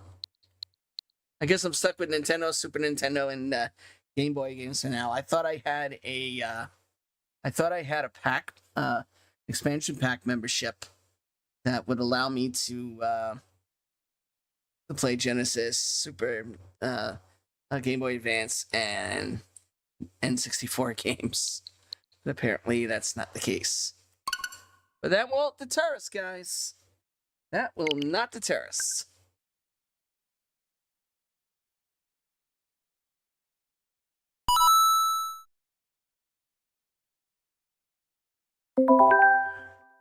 There's something that... Well, what? New games? Cool. Mike out of my... Urban Champion, Solar Jetman, Tetris for Nintendo, Color Triangle, Donkey Kong Jr. Math, Golf, okay, Knight Rider, and I don't know what the hell that is. Oh, God. I gotta tell you guys. Way back when, even before the other golf games came out for the Nintendo, my father and I would play golf. Now, he was more fond of the Lee Trevino's fighting golf game, which we got shortly thereafter. And then, of course, there was the Jack Nicklaus golf game and the Pebble Beach golf game. My father was a big golf guy. So, we would play these. And the funny thing about my father was, whenever he would miss a shot, he would literally toss the controller up in the air. Literally toss it up there. I mean, it was hilarious. So you got to remember, the original Nintendo controllers were about half the size of the Switch controller. They were about like half the size. And my father had big hands. So, of course, his huge hands on those tiny controllers, and you can just see it just fly straight up and then come down. And meanwhile, he's shouting expletives like crazy. You got to remember, I was about 7 or 8 at the time when he was doing this. It was like between the ages of 7 and 10 when he was doing this. So yeah, expletives, sure, he was cursing a blue streak. So there's that one. That game was fun. Where's the original? Let me see. There we go. Let's organize this by title here.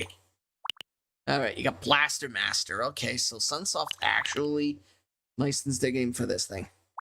And how? Cuckoo Land. The original Donkey Kong. Good God. Double Dragon. Yes. Probably get to that in a minute. I have a Double Dragon collection, which is pretty cool. Excite Bike. That was funny. That was always funny. Why the hell Gradius have 2 specials? I don't know. Zelda had a special thing. Metroid, okay. NES Open. We never got into, despite the golf games that we played, we never got NES Open. I don't know why. Ninja Gaiden, Pinball, Punch Out. Now there's a game. RC Pro-Am. It's got the original Mario Brothers, the original Super Mario Brothers, Super 2, Super 3. This is the Lost Levels, which is in the Super Mario All-Stars pack in for the Super Nintendo, so yeah. There's that. Wario's Woods. Volleyball. Vice. Urban Champion. Wrecking Crew. Some of these games were weird. And if you look on the... Here, I'll throw it up on a big screen real fast so you guys can see this. If you look at the I don't know how the fuck I'm pointing now with this camera. If you look at the the packaging, the cover art. That's how most of the original Nintendo cover art used to look like. Believe it or not, it was this pixelated picture with the Nintendo Entertainment System thing on it, and of course, in the corner you would have their gold seal that says, "Hey, we approve this game." Over time, that gold seal kind of like meant absolutely nothing, but in the very beginning, this gold seal meant that it was a game worth playing. I spent so much time on Legend of Zelda and Zelda 2, respectively. I spent so much time playing these games. This is like stepping back into my childhood. You gotta understand. This is like stepping back into childhood. Now, obviously, I didn't have half of these games that are on there. I mean, of all these games that are on here, I mean, I had more. I had all sorts of other different games in here. Of all the games that I have that are on here, I think I had Double Dragon, Excite Bike, Ghosts and Goblins, Golf, Zelda, of course,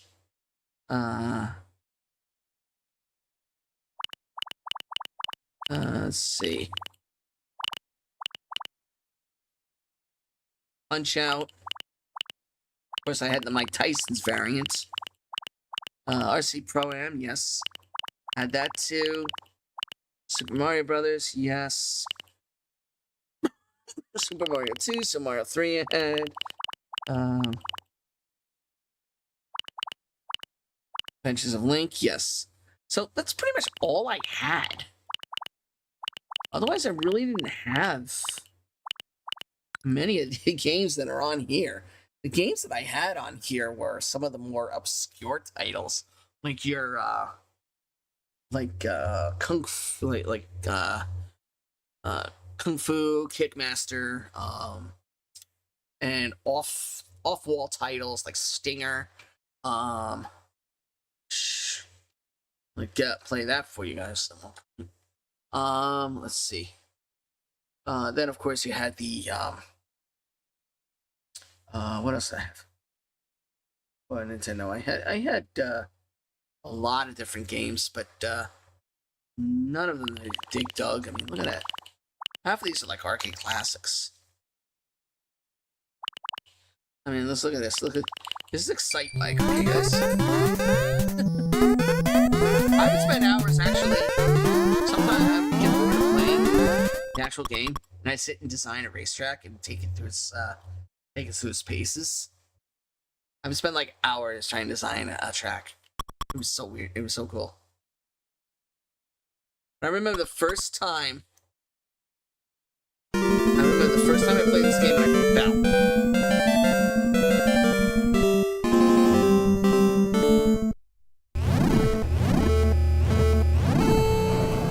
First time I played this and I fell, I laughed hysterically. I was cracking up. Of course, you gotta remember, the original Nintendo controllers didn't have a joystick feature. That feature didn't come into play until they made that Nintendo arcade stick, which came out like a bunch of years later. Satisfy like arcade enthusiasts and shit. Now, what do they call that? Plus pad or something? Nonsense, I don't remember. That gave you the authentic arcade joystick quality. You know? Back in the day, we'd have to play with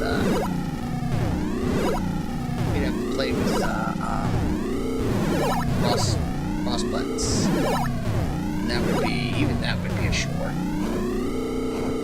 Nowadays, most controllers having joysticks, especially dual joysticks like the PlayStation, your Xbox games,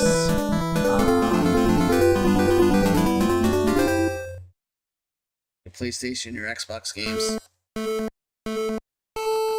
You can't exactly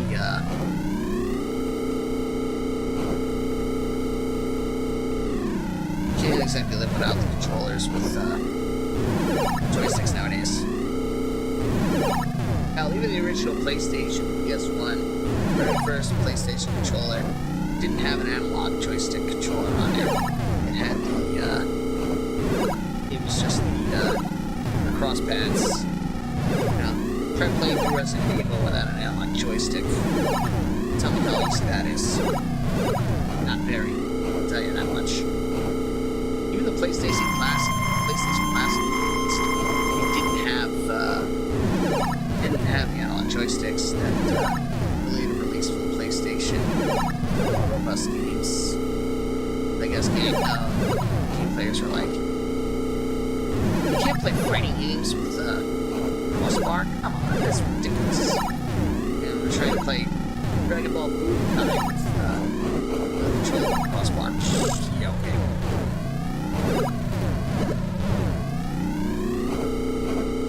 Yeah, that works. Nowadays, having a joystick like this would be like the hallmark of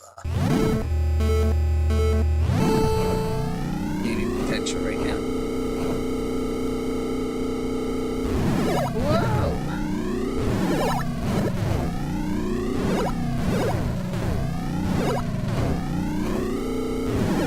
I can create like a number of fails videos from this, from all this gameplay alone, guys. I can tell you how many times I make mistakes in games like this. But it's the fun factor. I never, way back when, rage quitting was like, it wasn't rage quitting back then.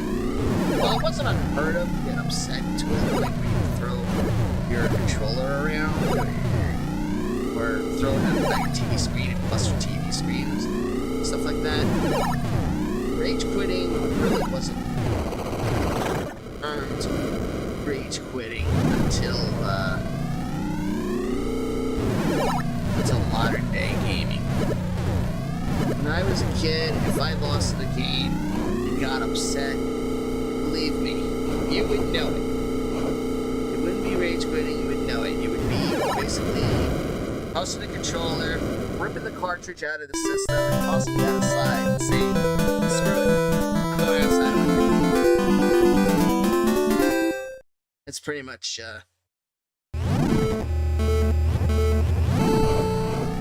a gist of it. Now, the original Nintendo controller had just your A and B start and select buttons. They made specialty controllers.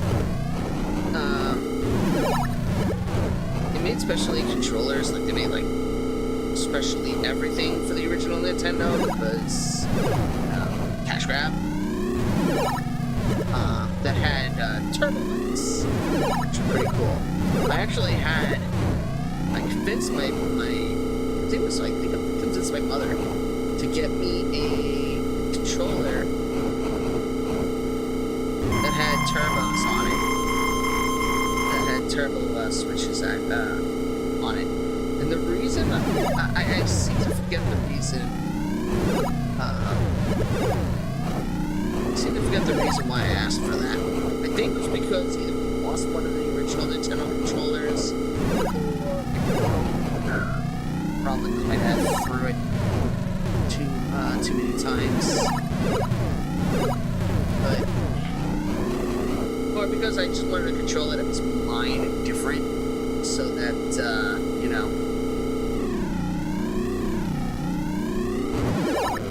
something that was mine and different, so that my sister wouldn't take the controller from me. It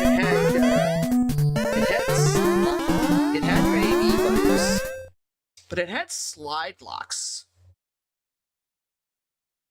It had slide locks on them, and you would slide those slide locks, and it would activate the turbo sequence, so that if you're playing a game like Mega Man, the hell? Oh, I must have lost. Ow. Really? Lost? That's weird.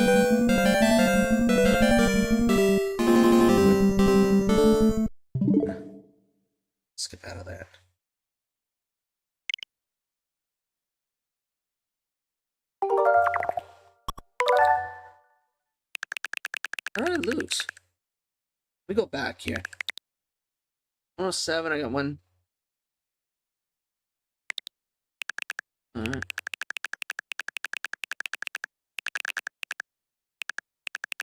Oh, okay. This time it's 110, I finished at 118. Why the hell did I finish at 118? 106. Oh, that's why. Okay, here we go. That's why. Third place is 118. Look at that, at least I'll be happy. 119. Fuck. Fourth place. Okay.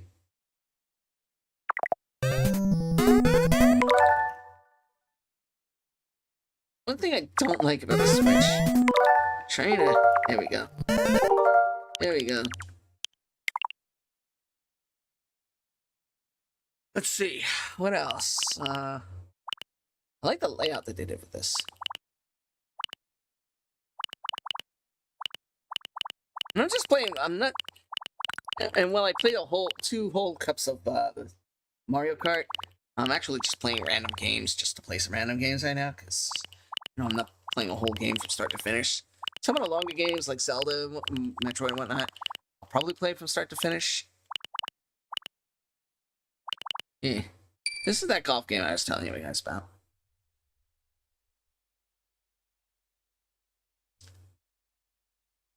Now you had two players, white and red. Player 1 was white, player 2 was red. Aim, you got your club selection, and now you had to swing. I mean, there was no music in this game. Oh, jeez. See, something like that, my father would just go, wonk. just like that. There's like, what the hell kind of...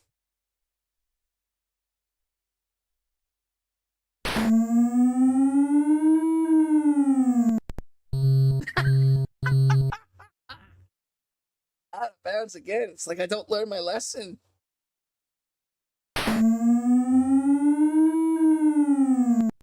Okay. The wind actually brought it back just a little bit.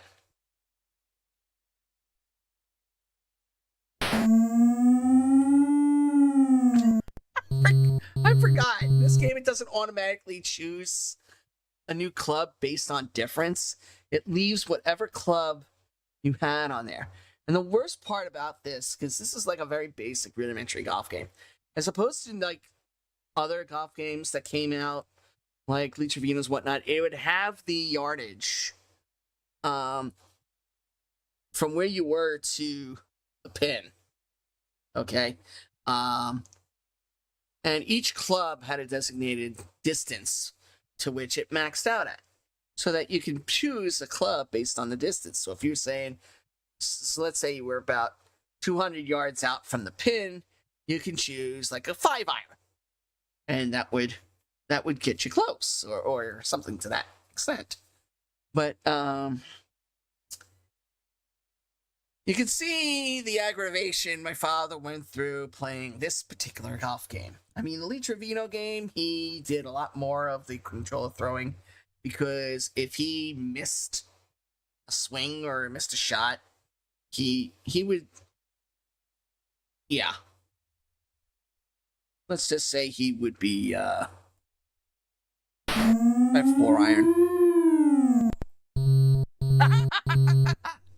4-iron's no good. Okay. All right, we gotta go shorter.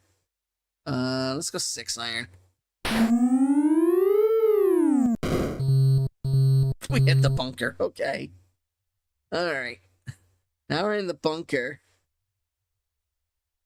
You know, you'd think it would choose a sand wedge, right? Nope.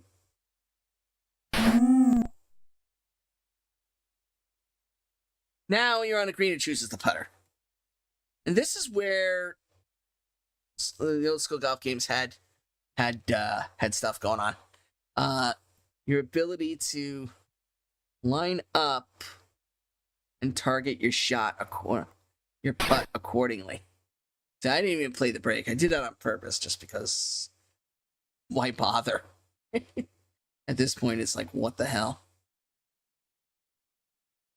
See, I'd have to play the break round. He wouldn't even play the break. Damn it.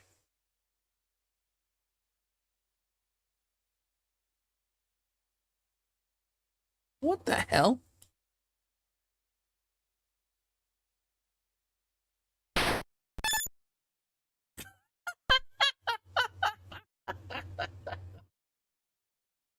Let's try the second hole.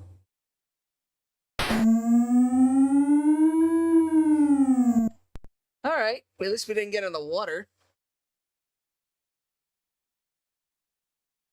Alright, so let's see. Yeah, it's 395 yards, par 4, but you have no idea where you're at this point. So you kind of got to use, like, your best guess. Go 9-iron. Ah, okay. Bunker. Not bad. Let's see. Alright, give myself a little bit more spot on here. Alright. Jeez. Alright. My father had all sorts of tricks in lining up shots with games like this because you had that crosshair on the screen.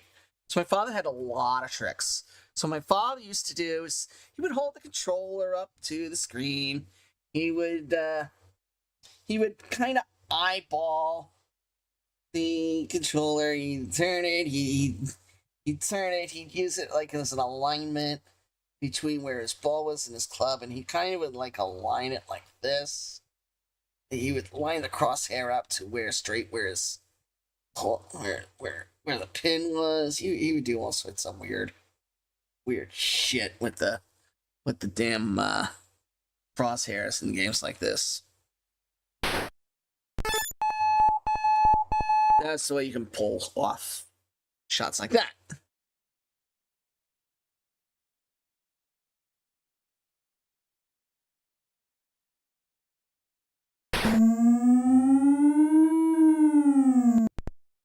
Look at this. Part 3 again on in 1. Let's see. Let's see if I can line this up with the... Let's see. All right.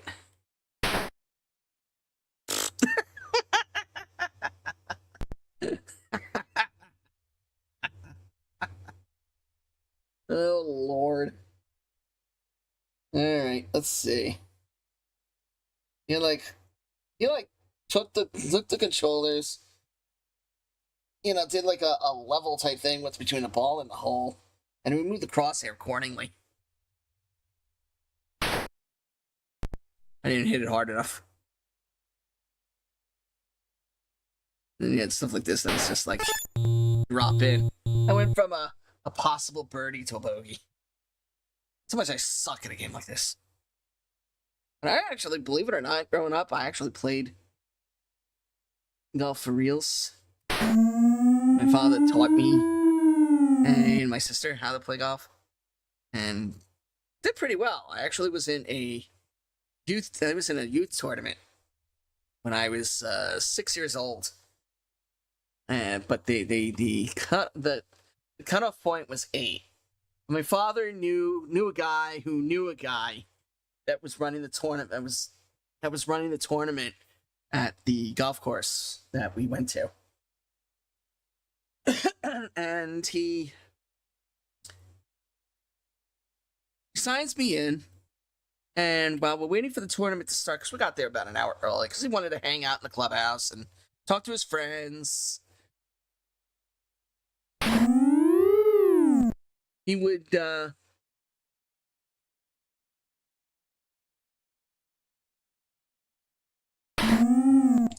he was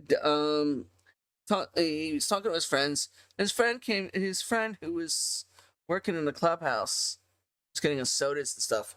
He would come up to me. He came up to me. And he says, "How old are you today?" He says, "How old are you?" So I look him in the eye. Shit. I look him in the eye and I say, "Well, Today I'm 8, but I'm really 6, but today I'm 8. Or 9, or whatever the hell the cutoff was. I don't even remember anymore. It's so long ago. But, I remember the look. Not even paying attention. I'm just like hitting it for hitting's sake at this point.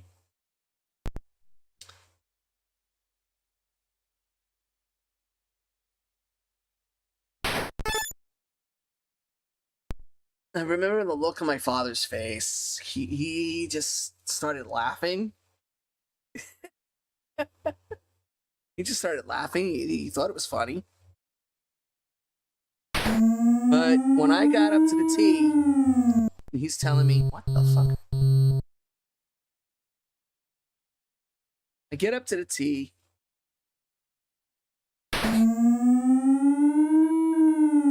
And he's telling me to crack it. Just crack it. You know, it doesn't matter. You don't have to aim or nothing. Just crack it. Just send that ball straight down. So he gets out of the range of my swing. I walk up, and here I am, 6 years old. Boom! Crack it. And usually I whiff when I swing. So usually when I swing, I like whiff and I miss the ball like once, twice, 3 times. You know, it would just suck. But I stood up. I don't know what was in me. I just cracked the freaking thing. It went about 200 something yards. I'm probably being generous. I don't exactly. I'm being generous because I don't exactly remember the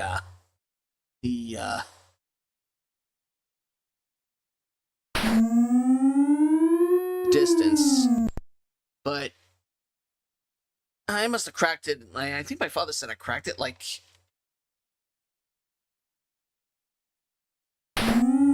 Damn it. I think my father said I cracked it maybe about 200 plus yards.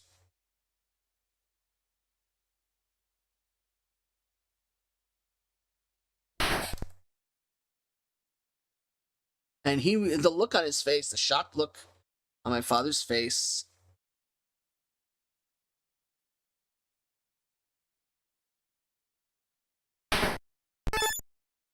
The shocked look on my father's face when when I cracked it, and the smile, the grin on his face. It was awesome. It's probably the best thing, and I had a great time that day. My father and I, my father and I ended up doing. After the tournament was over, I got a participation trophy. As a matter of fact, let's see, I gotta reach up here. Reach up here for a second here. As a matter of fact, I don't know if you guys can see this on the camera, but it's worn now. But this was the participation trophy. This was the participation trophy I had gotten way back when.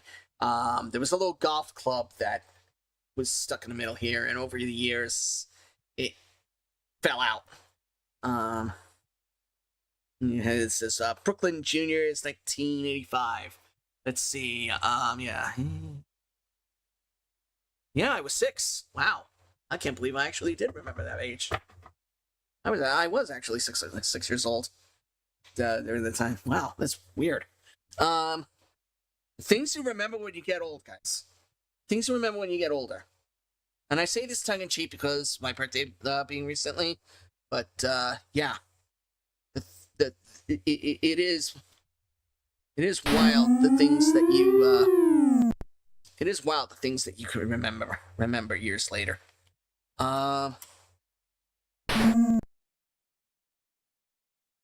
So we went to Nathan's after we were done with this tournament.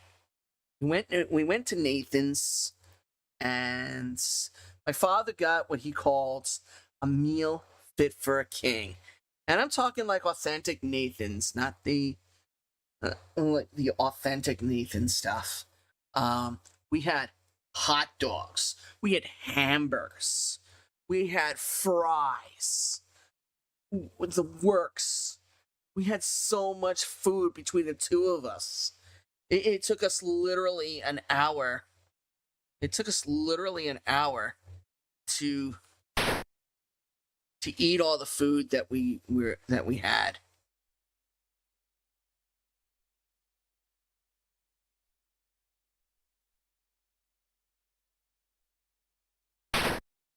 It took us literally an hour to eat all that food, and when we were done, we were driving home.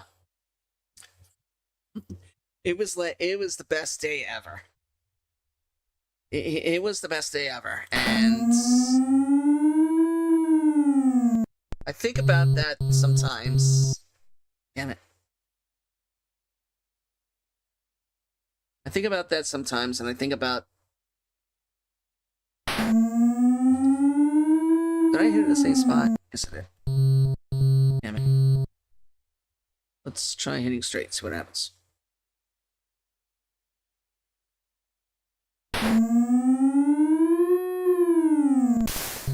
Yeah, okay. I look upon those days, and I say to myself, man, those were some great times. Those were some great times. So, I say this with the utmost importance, guys. If your parents are still around, fathers, mothers, whatever, hug them, tell them you love them, and don't take them for granted. Because there'll come a time. What the hell? There we go. There'll come a time when you'll look to them for advice. You'll look to them for guidance. They won't be there to give you that guidance. I know that sounds a little melodramatic, melancholy, or whatever the hell it is.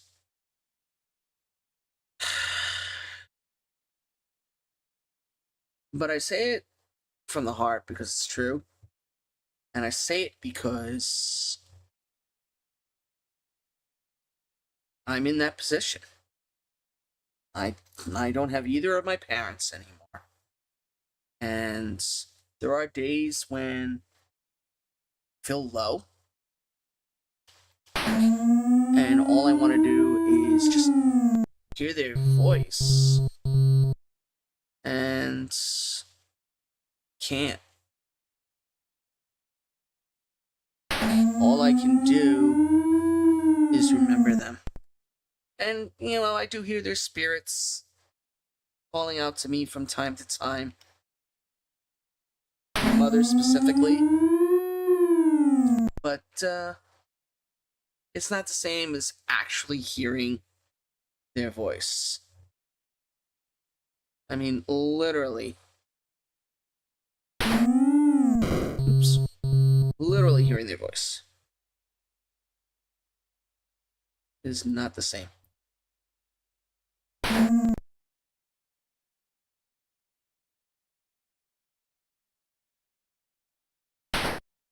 I missed again.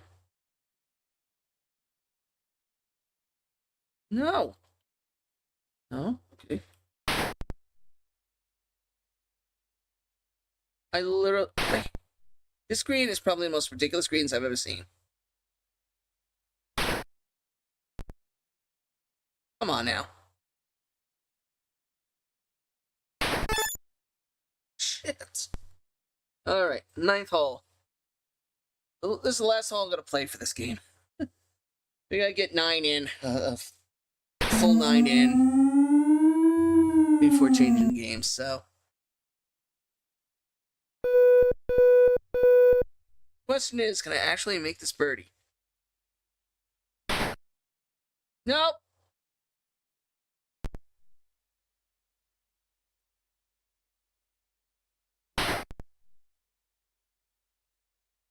One of the only games you can actually use a putter to cut into the, yeah, really? I go from a birdie to shit stain. Alright.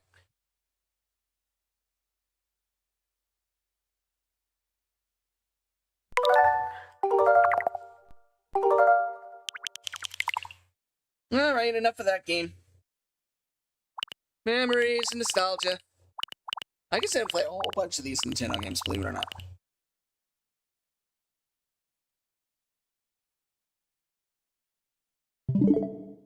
But we're gonna go...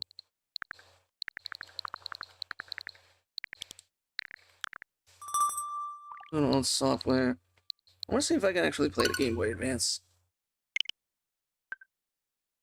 I don't think I can, because I need that damn pad. That damn thing.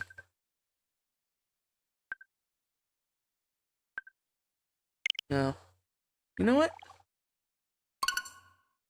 I'm gonna try it with my kid's profile. Wonder if... Nope. Alright, forget about it.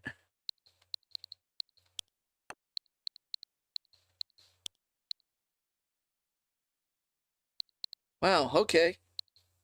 I'm basically limited to Nintendo, Game Boy, and Super Nintendo. Until I get... Until I get more.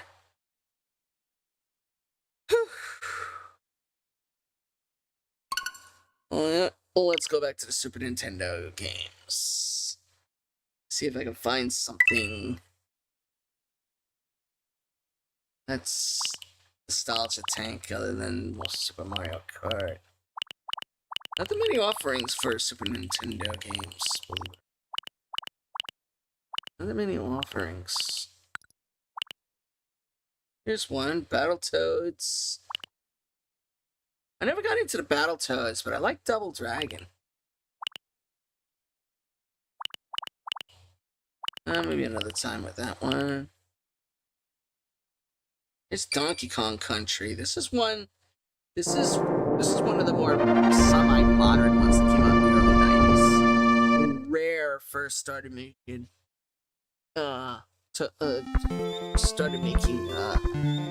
video games like this. It's one of the first ones. I remember when it first came out, it came coupled with, there was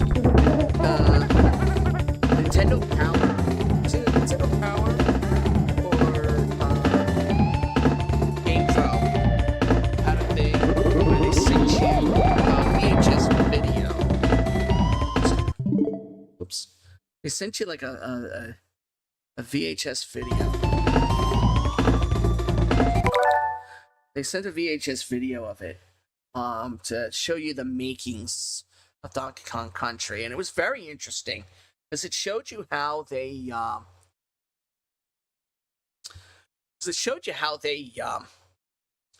modeled, did 3D modeling for the characters. Basically, they took 2D sprites and plastered them on 3D models, which is actually pretty cool. For its time, it was like, wow, awesome, amazing. And then I got my hands on the game. And, I mean, come on. The music alone is fun. Well, I played it already once before, and I got 60% of the game. But we're going to start something fresh. I'm only going to play through the jungle. The first level, and beat the first boss. Oops. I'm just gonna beat the first boss in the game, and then move on. But yeah, just I mean, you can see the graphics of this game are well ahead of its time. Donkey Kong does not have any limits.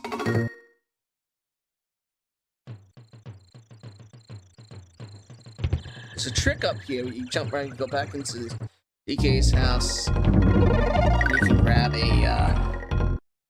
another barrel. spin attack, jump. Pound it. I think we call that the ground and pound.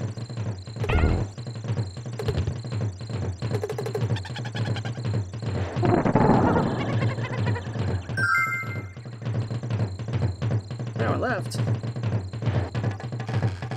Oh, that's right, we're in a new day.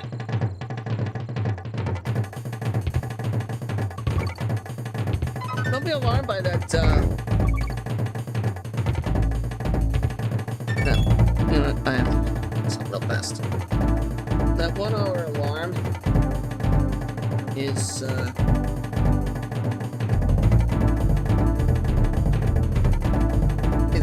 it's parental control alarm. I set.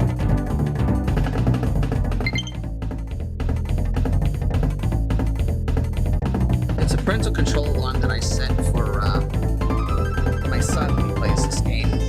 I give him an hour of playtime. Yes, also Andy gets limits on his playtime. Just for right now. And he got some limits. He would play this non-stop, hit bilateral. And we kind of had ow! Somehow, here we go. I forgot to pick up, forgot how to pick up barrels somehow.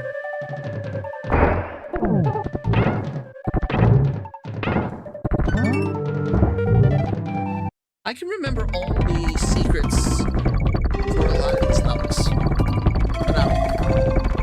But anyways, yeah, my son would have, we instituted a thing where he would have an hour of playtime. Let's see. I love watching Kitty rage like that. He sits down on the ground and stomps on it because he's angry. Now, when that happened with Donkey Kong, if that were to happen with Donkey Kong, he'd literally, he'd facepalm himself. Oh no! Oh yeah, that's right. There's only one. Can't take one to anyway. He literally facepalmed himself.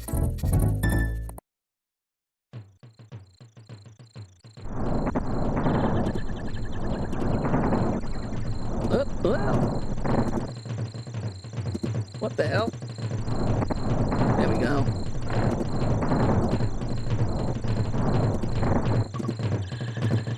Surprise attack.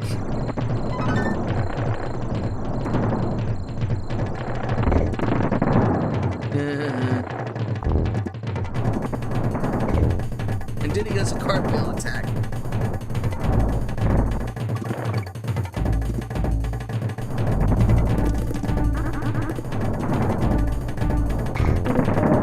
Yay!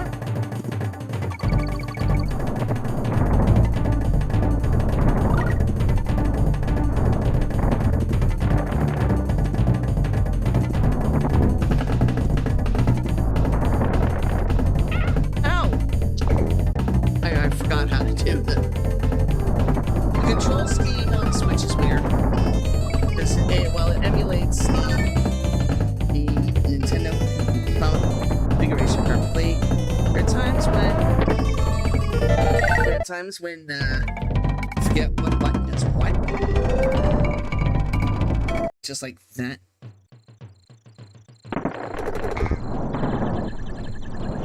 And that counts as me finding it. Oh.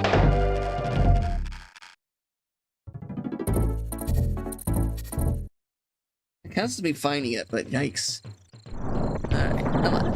He jumps. Hey, I think switches.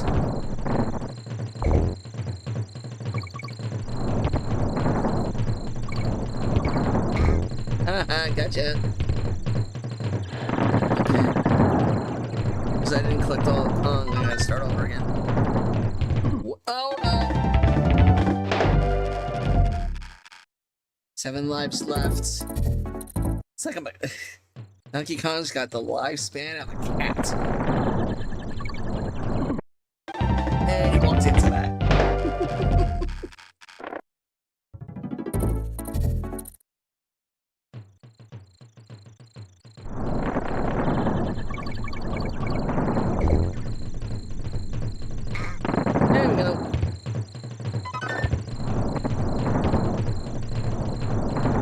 was funny when he's hanging on the thing like that. I used to think he was actually like sucking his thumb. I used to think he was sucking his thumb.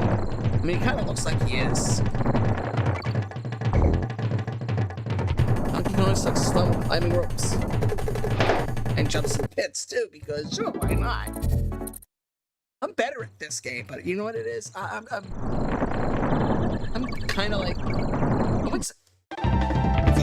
I wouldn't say speed run through it, but I'm kind of half paying attention and half not.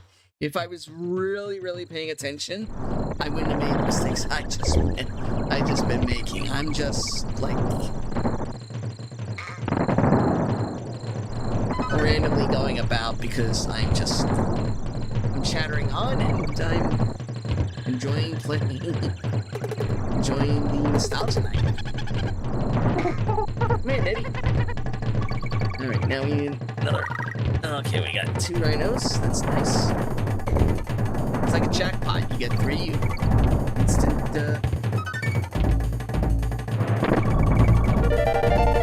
instant jackpot there. Now you're supposed to jump on the rope. Again, try doing this without an analog joystick. See how tricky this is.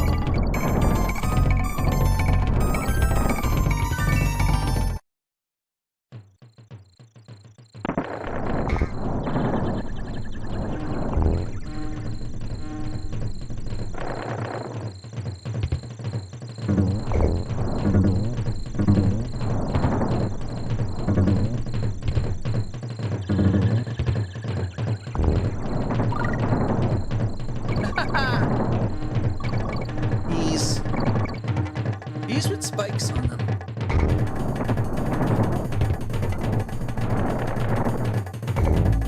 All right.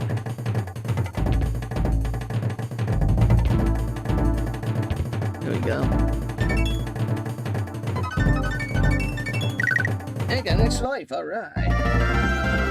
Oh, I didn't get both of the secrets. Oh well. I love Cranky. Cranky is the original Donkey Kong. This version of Donkey Kong is Donkey Kong Jr., believe it or not. Well, no state-of-the-art 3D working thingies. Now it gives you a little tip on gameplay, and then it continues parading you with a small band. Alright. Leaving Cranky, we go to Reptile Rumble, which is a cavern level.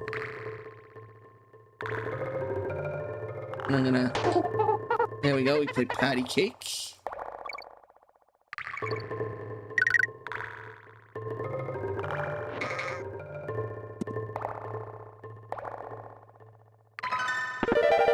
And we smash through here.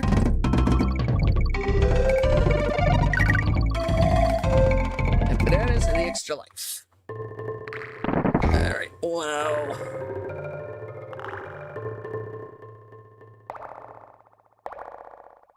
This guy's gonna bounce around. No! Shit!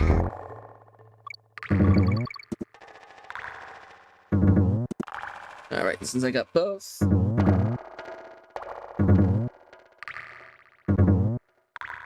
Alright, that's the second one. Explosive barrels!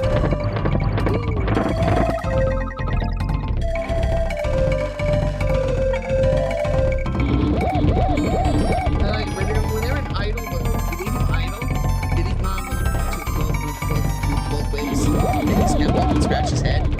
And Donkey Kong will show his strength by pounding his chest like an impotent whatever the hell it is. I seem to think there was something down here too. So we're gonna go cautiously.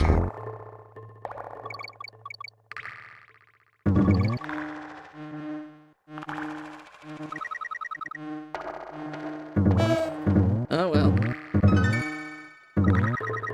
Bananas! Yes, we are minions. And halfway point. I think Yeah, we gotta take out the snakes here.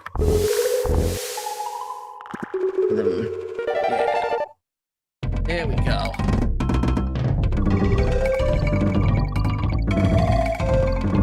Oh, yes.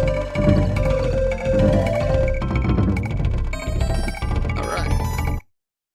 Got them all. Then you put your head around them, see what you hear. There you go.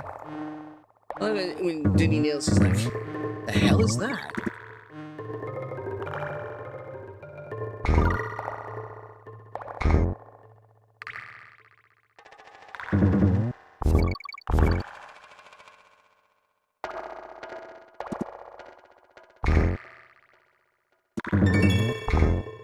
Alright, we got an extra life. And now we're leaving calm. Return Rumble! Coral Keepers. Now, listen to the music of this level. Isn't it serene?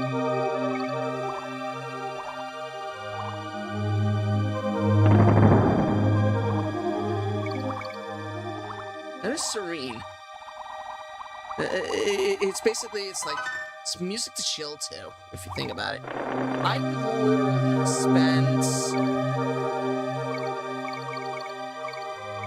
I would pause this and just sit here and listen to this music. And believe it or not,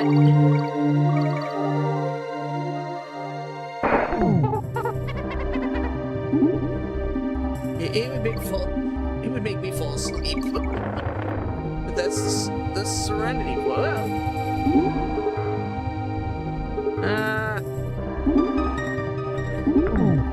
No. Back, bitch. No.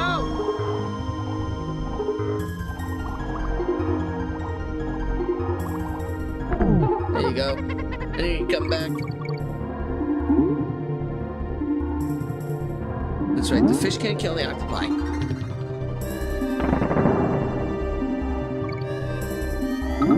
There we go.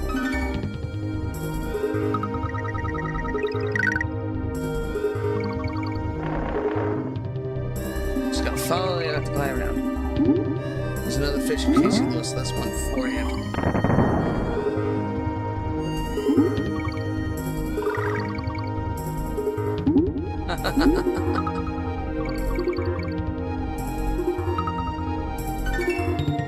There we go. Careful movements, and you can spell Kong too.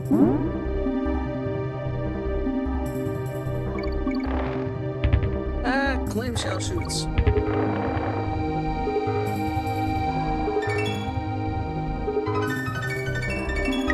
Yes!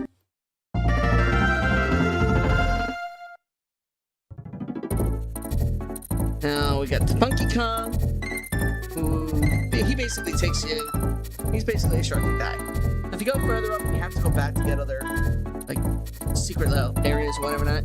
You can jump on Funky's barrel, and he takes you to back to different levels.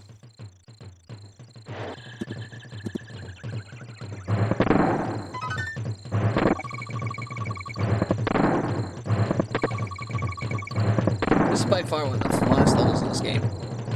Of course, by doing all that we did, we kind of missed... I think we kind of missed a... Did we miss? Oops. I think we missed a secret. Maybe we didn't, I don't know.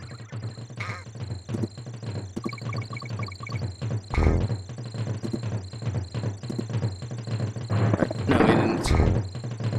Or did we? I don't know. Ah! Nope, that wasn't it. There's a barrel in one of these pits that you literally... Sweet! Ah! Daddy, no! Give me back my cup!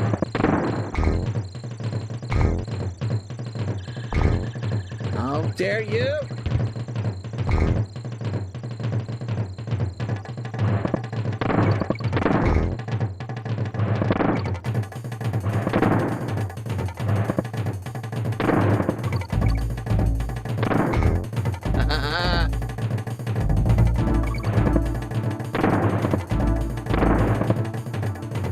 Alright, maybe.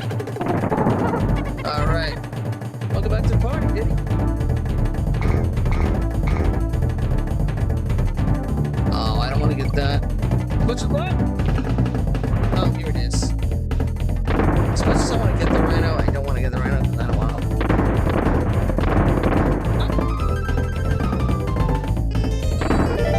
Went too fast. Missed the secret there. Just missed the secret.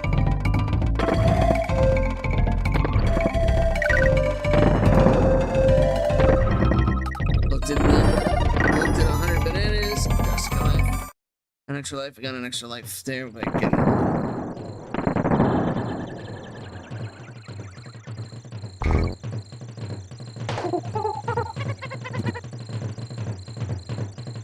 Yeah, there's something around here. Right there. Extra life. I don't care about getting the other things. Explosives. Wait. We have fallen. Okay, let's see. I don't have to worry about that because explosives. Oh wow, wow.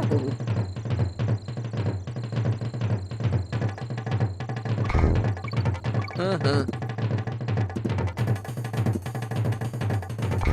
I think that was the last letter. But that's okay.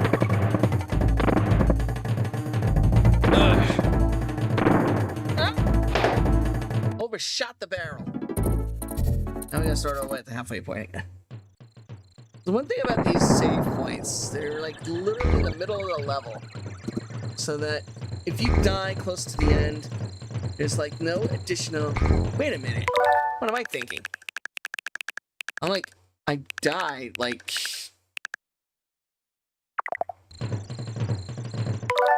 I died, right? Only the Nintendo Switch. God damn it. Only the Nintendo Switch allows you to do this.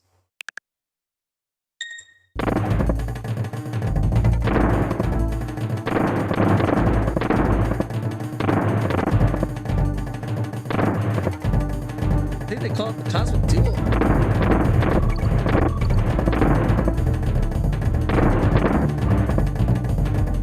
Only the Switch and some PC emulators have the ability to do that. Which is neat unto itself. What are you guarding the exit for? There we go. It's like, why am I starting over? And here we go. And you save point. You save barrel, you save progress. And finally, boss the level of this first level. Freaking giant Hoover laughs at you. And every time you hit him in the head, he moves faster. You gotta hit him on the head several times. And then he'll release his banana that he...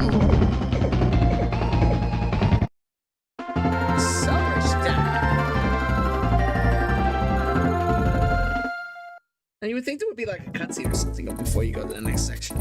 Nope. There wasn't. No way. We have time. I'm gonna do the monkey mines. I like monkey mines. Hey, the music is awesome as hell. I mean, it's got the right amount of... Like this here, Winky's Walkway.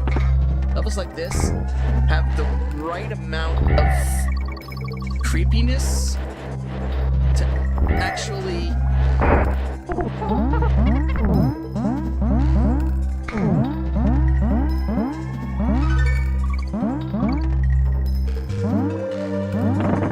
there's nothing at the beginning of this level. Which is weird.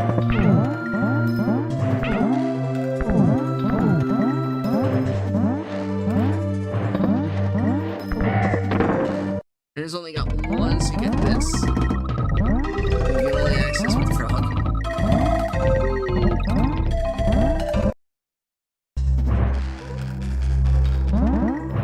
And it just backtracks you this way.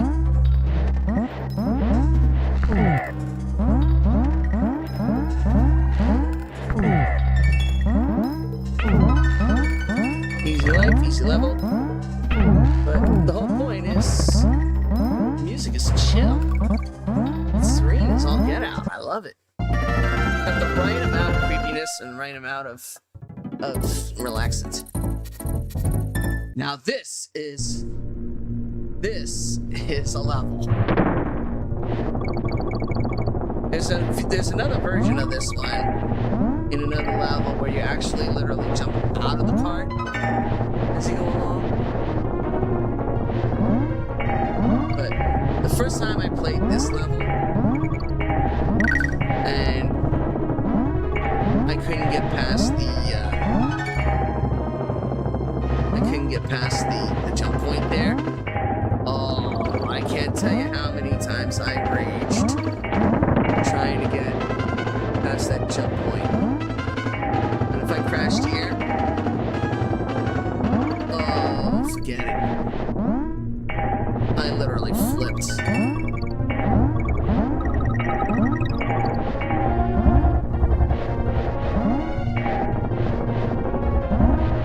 I literally flipped out.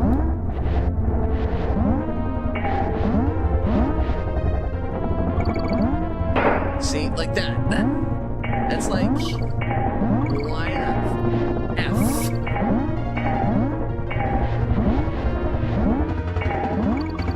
Apparently somebody forgot to finish the tracks there.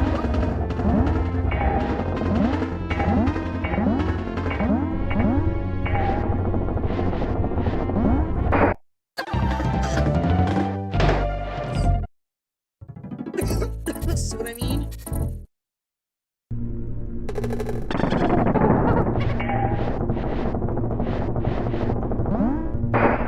Oh, jeez.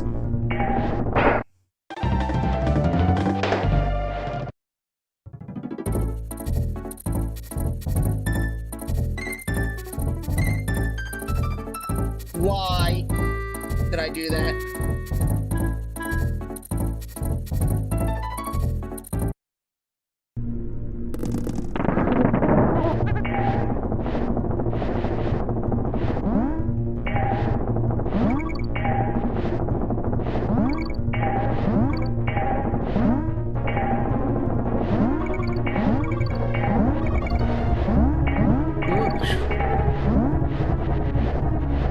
Oops. Looks like I'm out of time, that's right.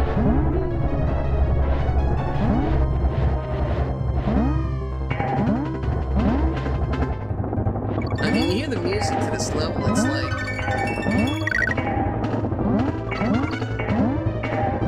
kinda like you're in a hurry. It's a race against time. You're in a hurry to escape with your life.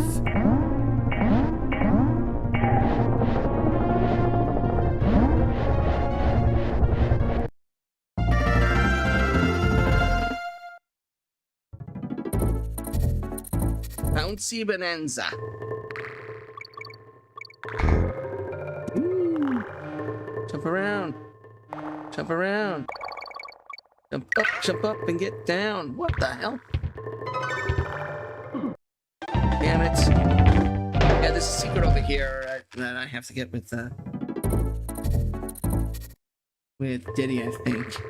Unless I'm mistaking it for the one in Rocky Rampage, I don't know. Alright.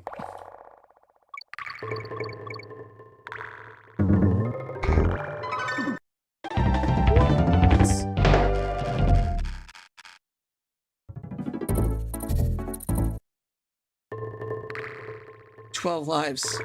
It's amazing how easily you can earn extra lives in this game. Making this like one of those games where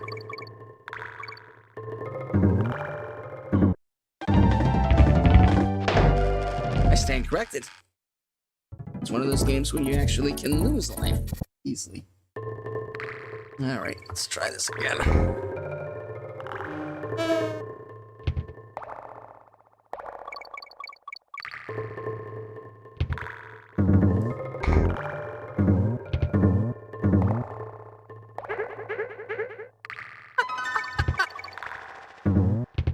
Donkey Kong on the edge. Donkey Kong living on the edge. Living on the edge.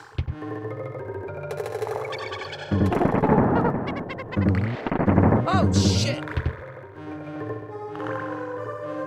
Well, that's right. There was a hidden thing in there. Oops.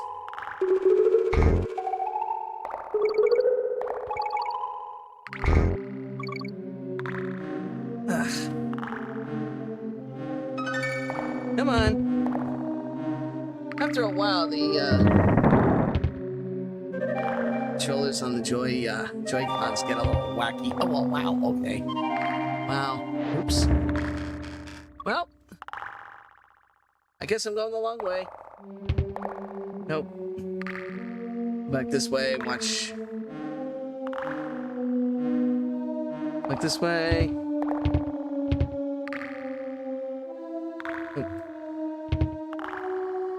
Now you go back this way and watch what happens. Magical reappearing tire. Weirdest glitch I've ever seen in the game. You go back far enough, then you go through. It's like the game. It's like the thing resets itself. And yeah, I could have done the old switch. Oh, ow. See, I could have done. I could have done this, but I didn't want to.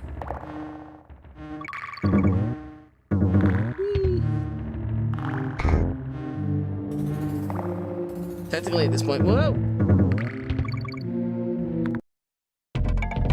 This is supposed to be like the second special thing you find in this level. I missed the first one because, wow, really? I had him and I leave him. Okay.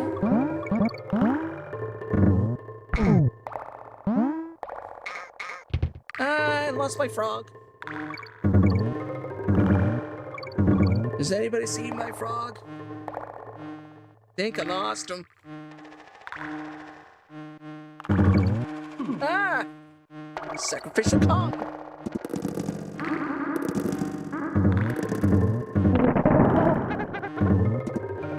I got him right back again.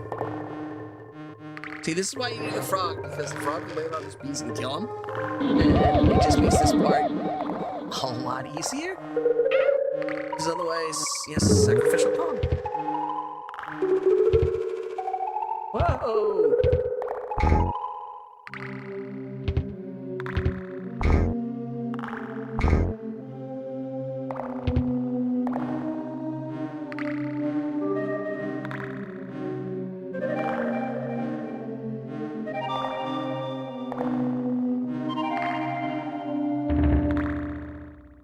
And the last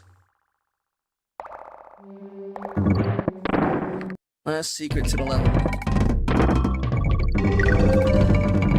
Boing. Down we go. And we're at the exit. Oh, wow. Okay, I was thinking of Ropey Rampage with that other one. Thought I was wrong. Alright. This level I hate. I hate this level of vengeance. You have to literally race like super fast to avoid not only the chomping friggin' things, but you gotta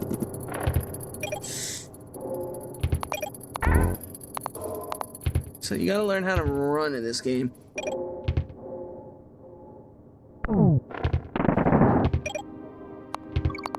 I mean, I don't care about the...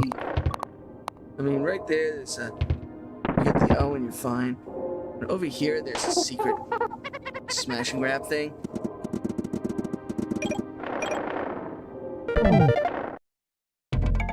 Wow, that was weird. It glitched out. I was supposed to hit the barrel and get smashed and killed by that thing. What a glitch out. Alright. Back to speedrunning again.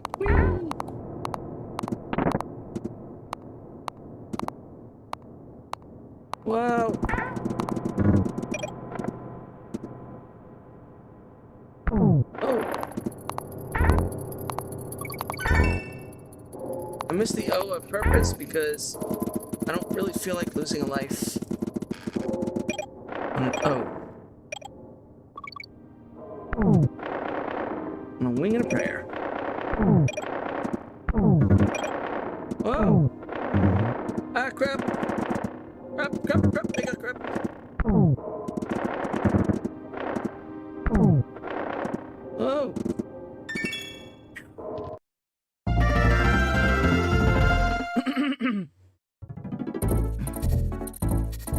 Alright. Andy save point. 21%. Hey. Moving on. Monkey.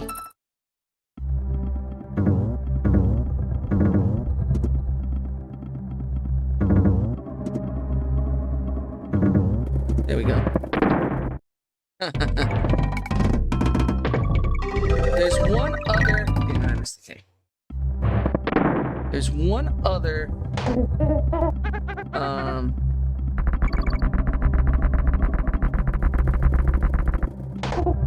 There's one other secret that.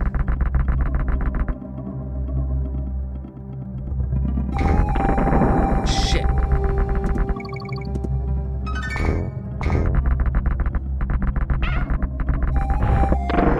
I had to have a sacrificial palm on that one. This is funny. You gotta spell rare. And hit the base.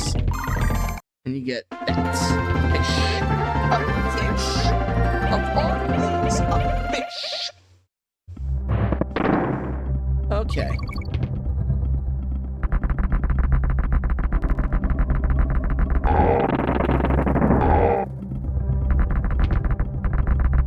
Ah, crap. I think that was a secret spot. Or actually over here was. Damn it.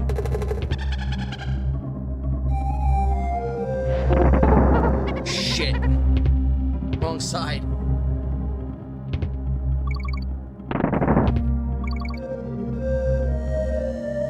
It's over here.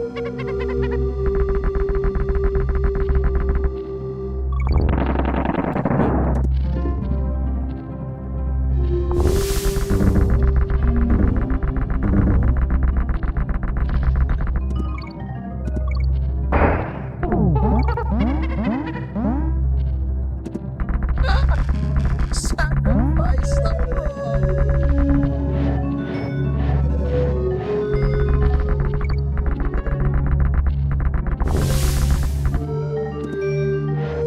Alright.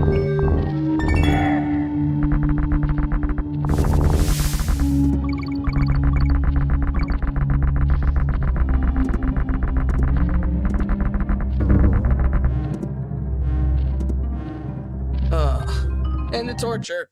Wow, I usually catch the secrets, but for some reason, I don't know what it is. I'm not paying attention, but I'm not catching secrets. What pearls of wisdom does Cranky have for us tonight? So it takes me back seeing you here. Open main page. That's up fixed house and hurdle obstacles. Come back and see me. I'll be here. No great puzzles. Necky's nuts. Now this is like a giant vulture that you gotta hit in the head. He spits nuts at you, and you gotta hit him in the head in order to stop him.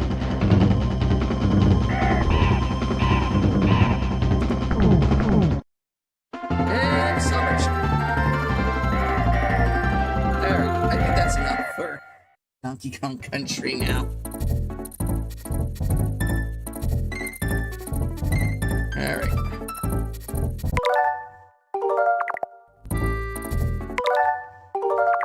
Oh, come on. Alright. That's enough of Donkey Kong Country. And yeah, I know I'm gonna have to repeat those last two things again. That's okay. Let's see. Whew. Wow. What time is it? It's 12:30. We're still we're a little over 3 hours in. And we're still going strong. I'm literally running out of retro games to play. I'm literally running out of my favorites, favorite Switch games to play, believe it or not. Especially on the retro side of things. So this is what we're gonna do. We'll do one more Walk on the Wild Side with the Nintendo. The old 8-bits. The old 8-bit baby.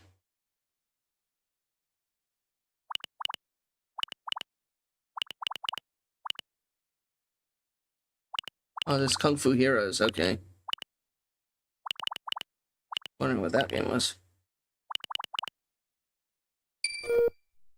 And we're gonna go to RC Pro-Am, another one of my personal favorites.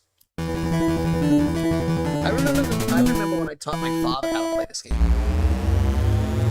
I taught my father how to play this game. And let me tell you something.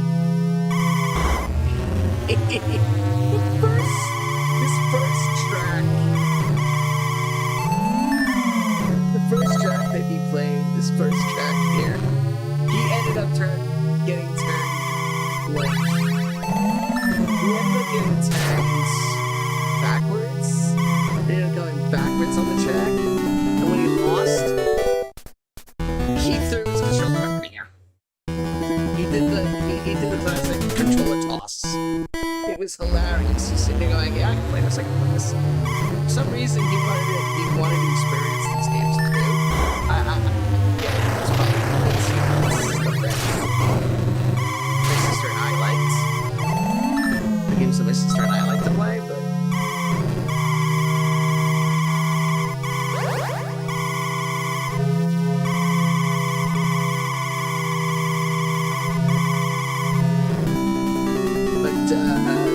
in all honesty, just watching him manipulate the controller, and the funny thing is, when he played this game, he held the controller upside down.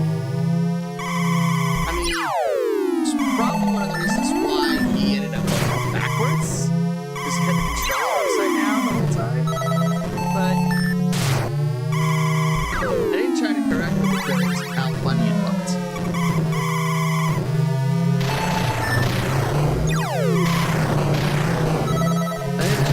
I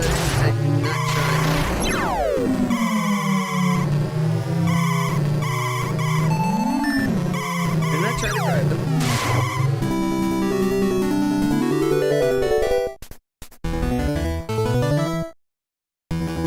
But it was funny to watch. It was fun to watch, believe it or not.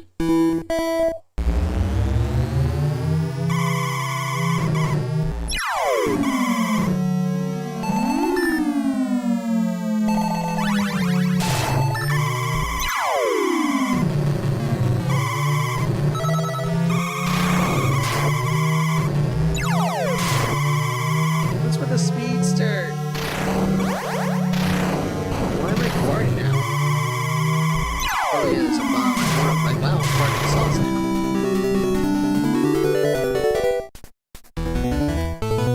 If I wanted to, I could rewind it and get first place in teams.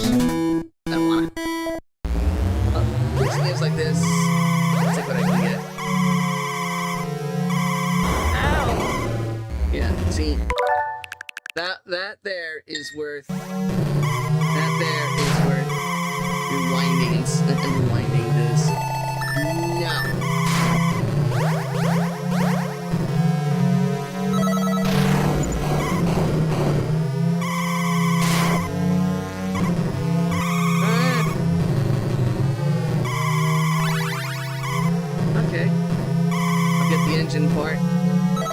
this last lap. There we go. And park. They get in third place.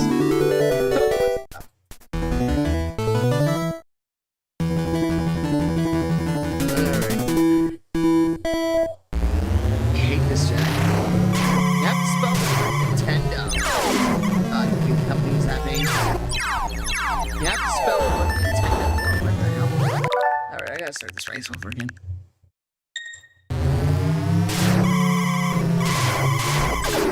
In order to upgrade the car. Ah, no!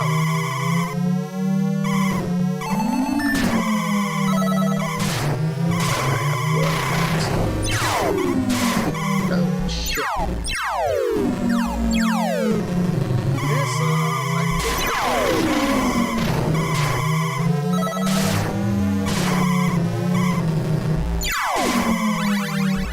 There we go. Yes.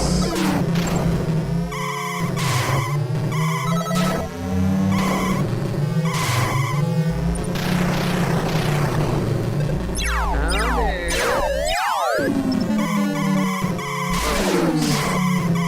There's the one thing. There's always the one AI car that suddenly got put like the nitro on or something. It started like the nitro some shit, and it would like speed around the course, lap you, and then for some reason you're like, okay, now I'm done.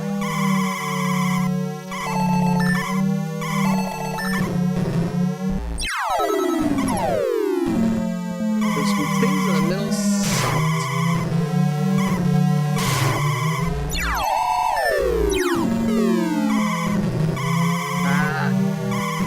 Want to get the tire, but I can get the tire. Ow!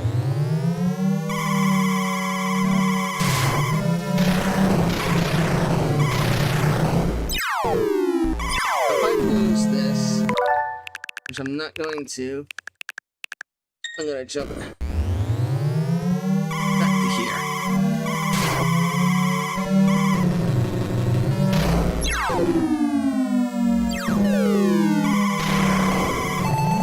Okay, I got the tires. So what's it up? Okay, stole second place. I'll take it. After a race like that, I'll take it. I didn't get the letter though. Damn it. I wanted the letter.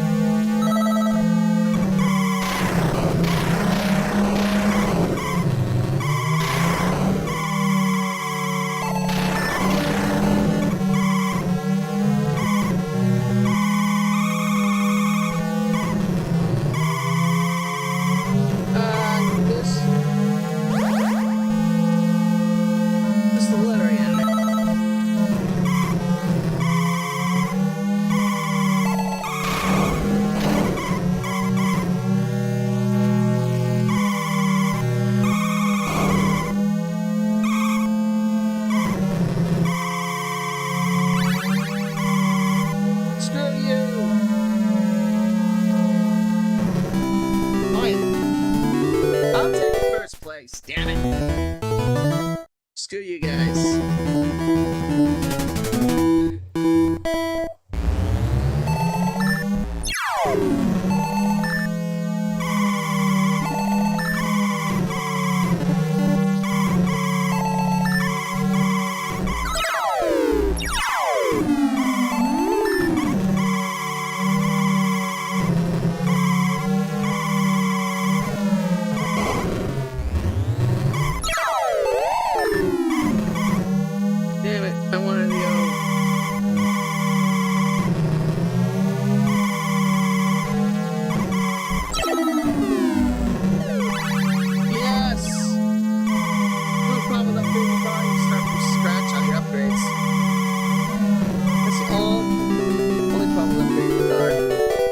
scratch on the upgrades.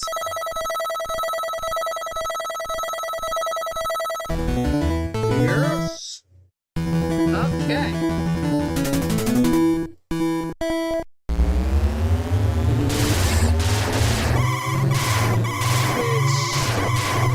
I'm probably computer AI starts. Ow. From scratch as well. So I think they upgrade is here. Otherwise, I would have been competitive. I hate this thing. It's all wet.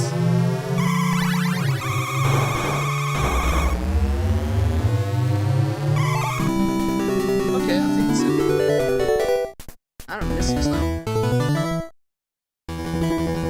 See? Gotta start over again. Oh, okay, that was not good.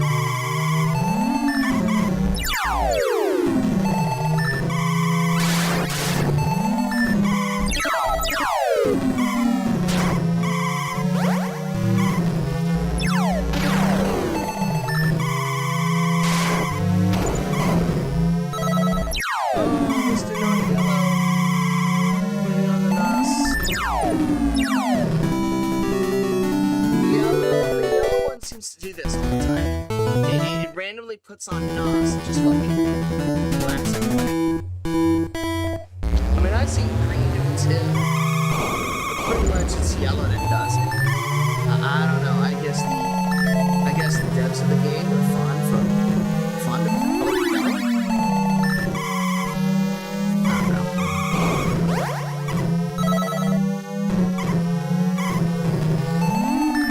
One trick I learned in this game is if you hug the sides on some of these tracks,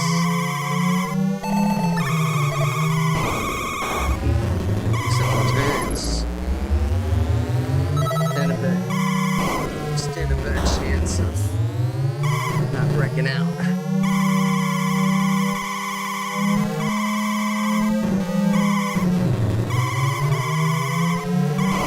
Damn it.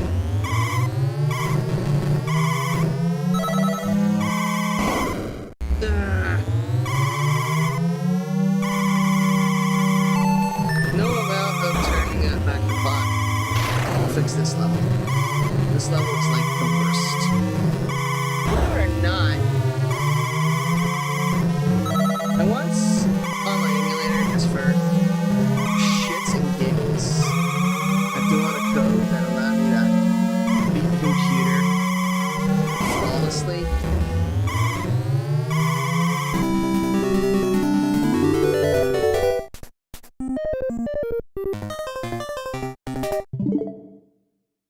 I once put on a code on my Nintendo emulator for this game that allowed me to beat the computers flawlessly. It made the computers go nuts. I mean, I did it just to have fun, and I just did it in every level, and I played and I played, and I won, and it got boring after a while.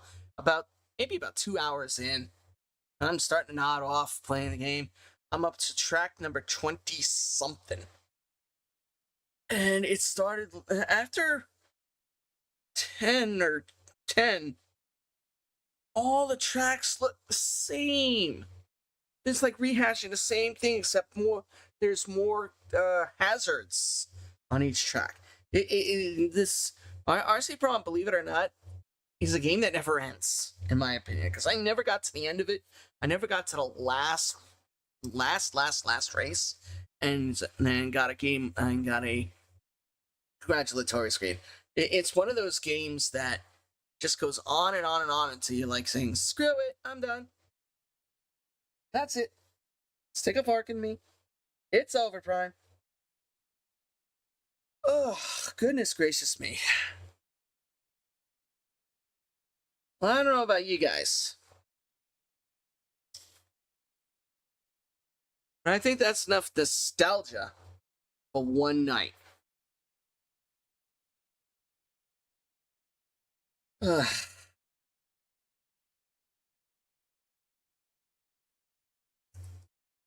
No, that was fun.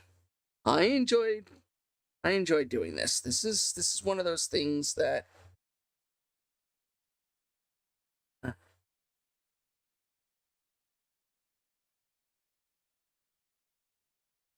is one of those things that I enjoy to the utmost.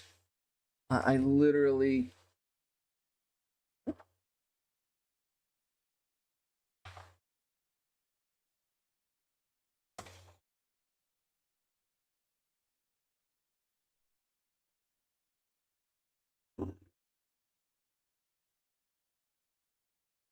There you go. It's one of those things I enjoy to the utmost. I love I love this. I love playing the Switch.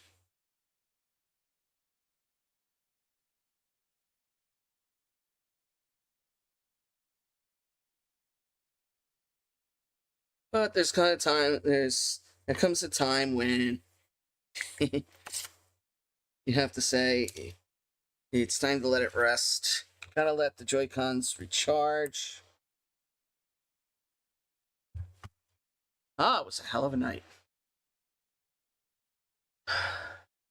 Well, thank you for joining me on this walk down memory lane. I love it. I love playing these older games because it's not so much the games, it's the stories behind them that make me love the game.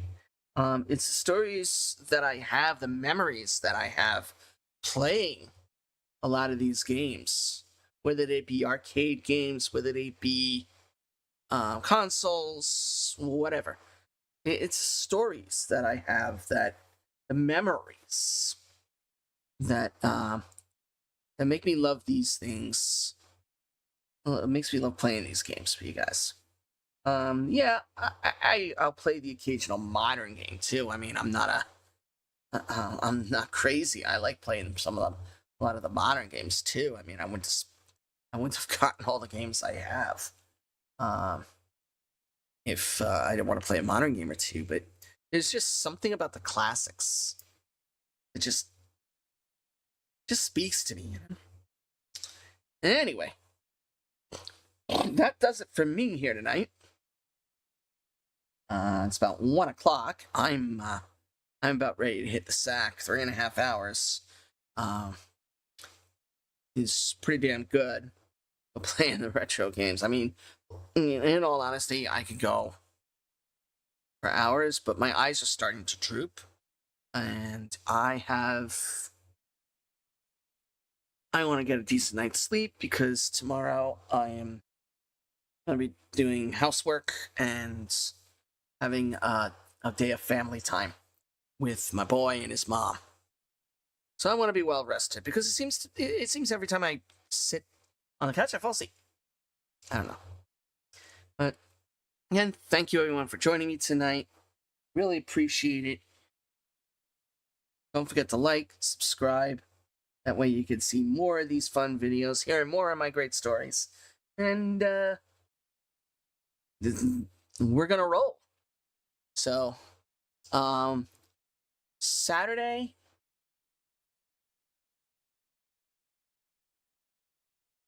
we're gonna take another trip down memory lane, but we're gonna visit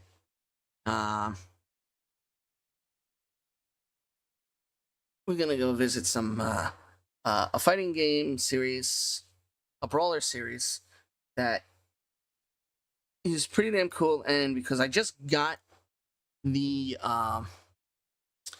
the compilation of it, I've been dying to play through the compilation from start to finish.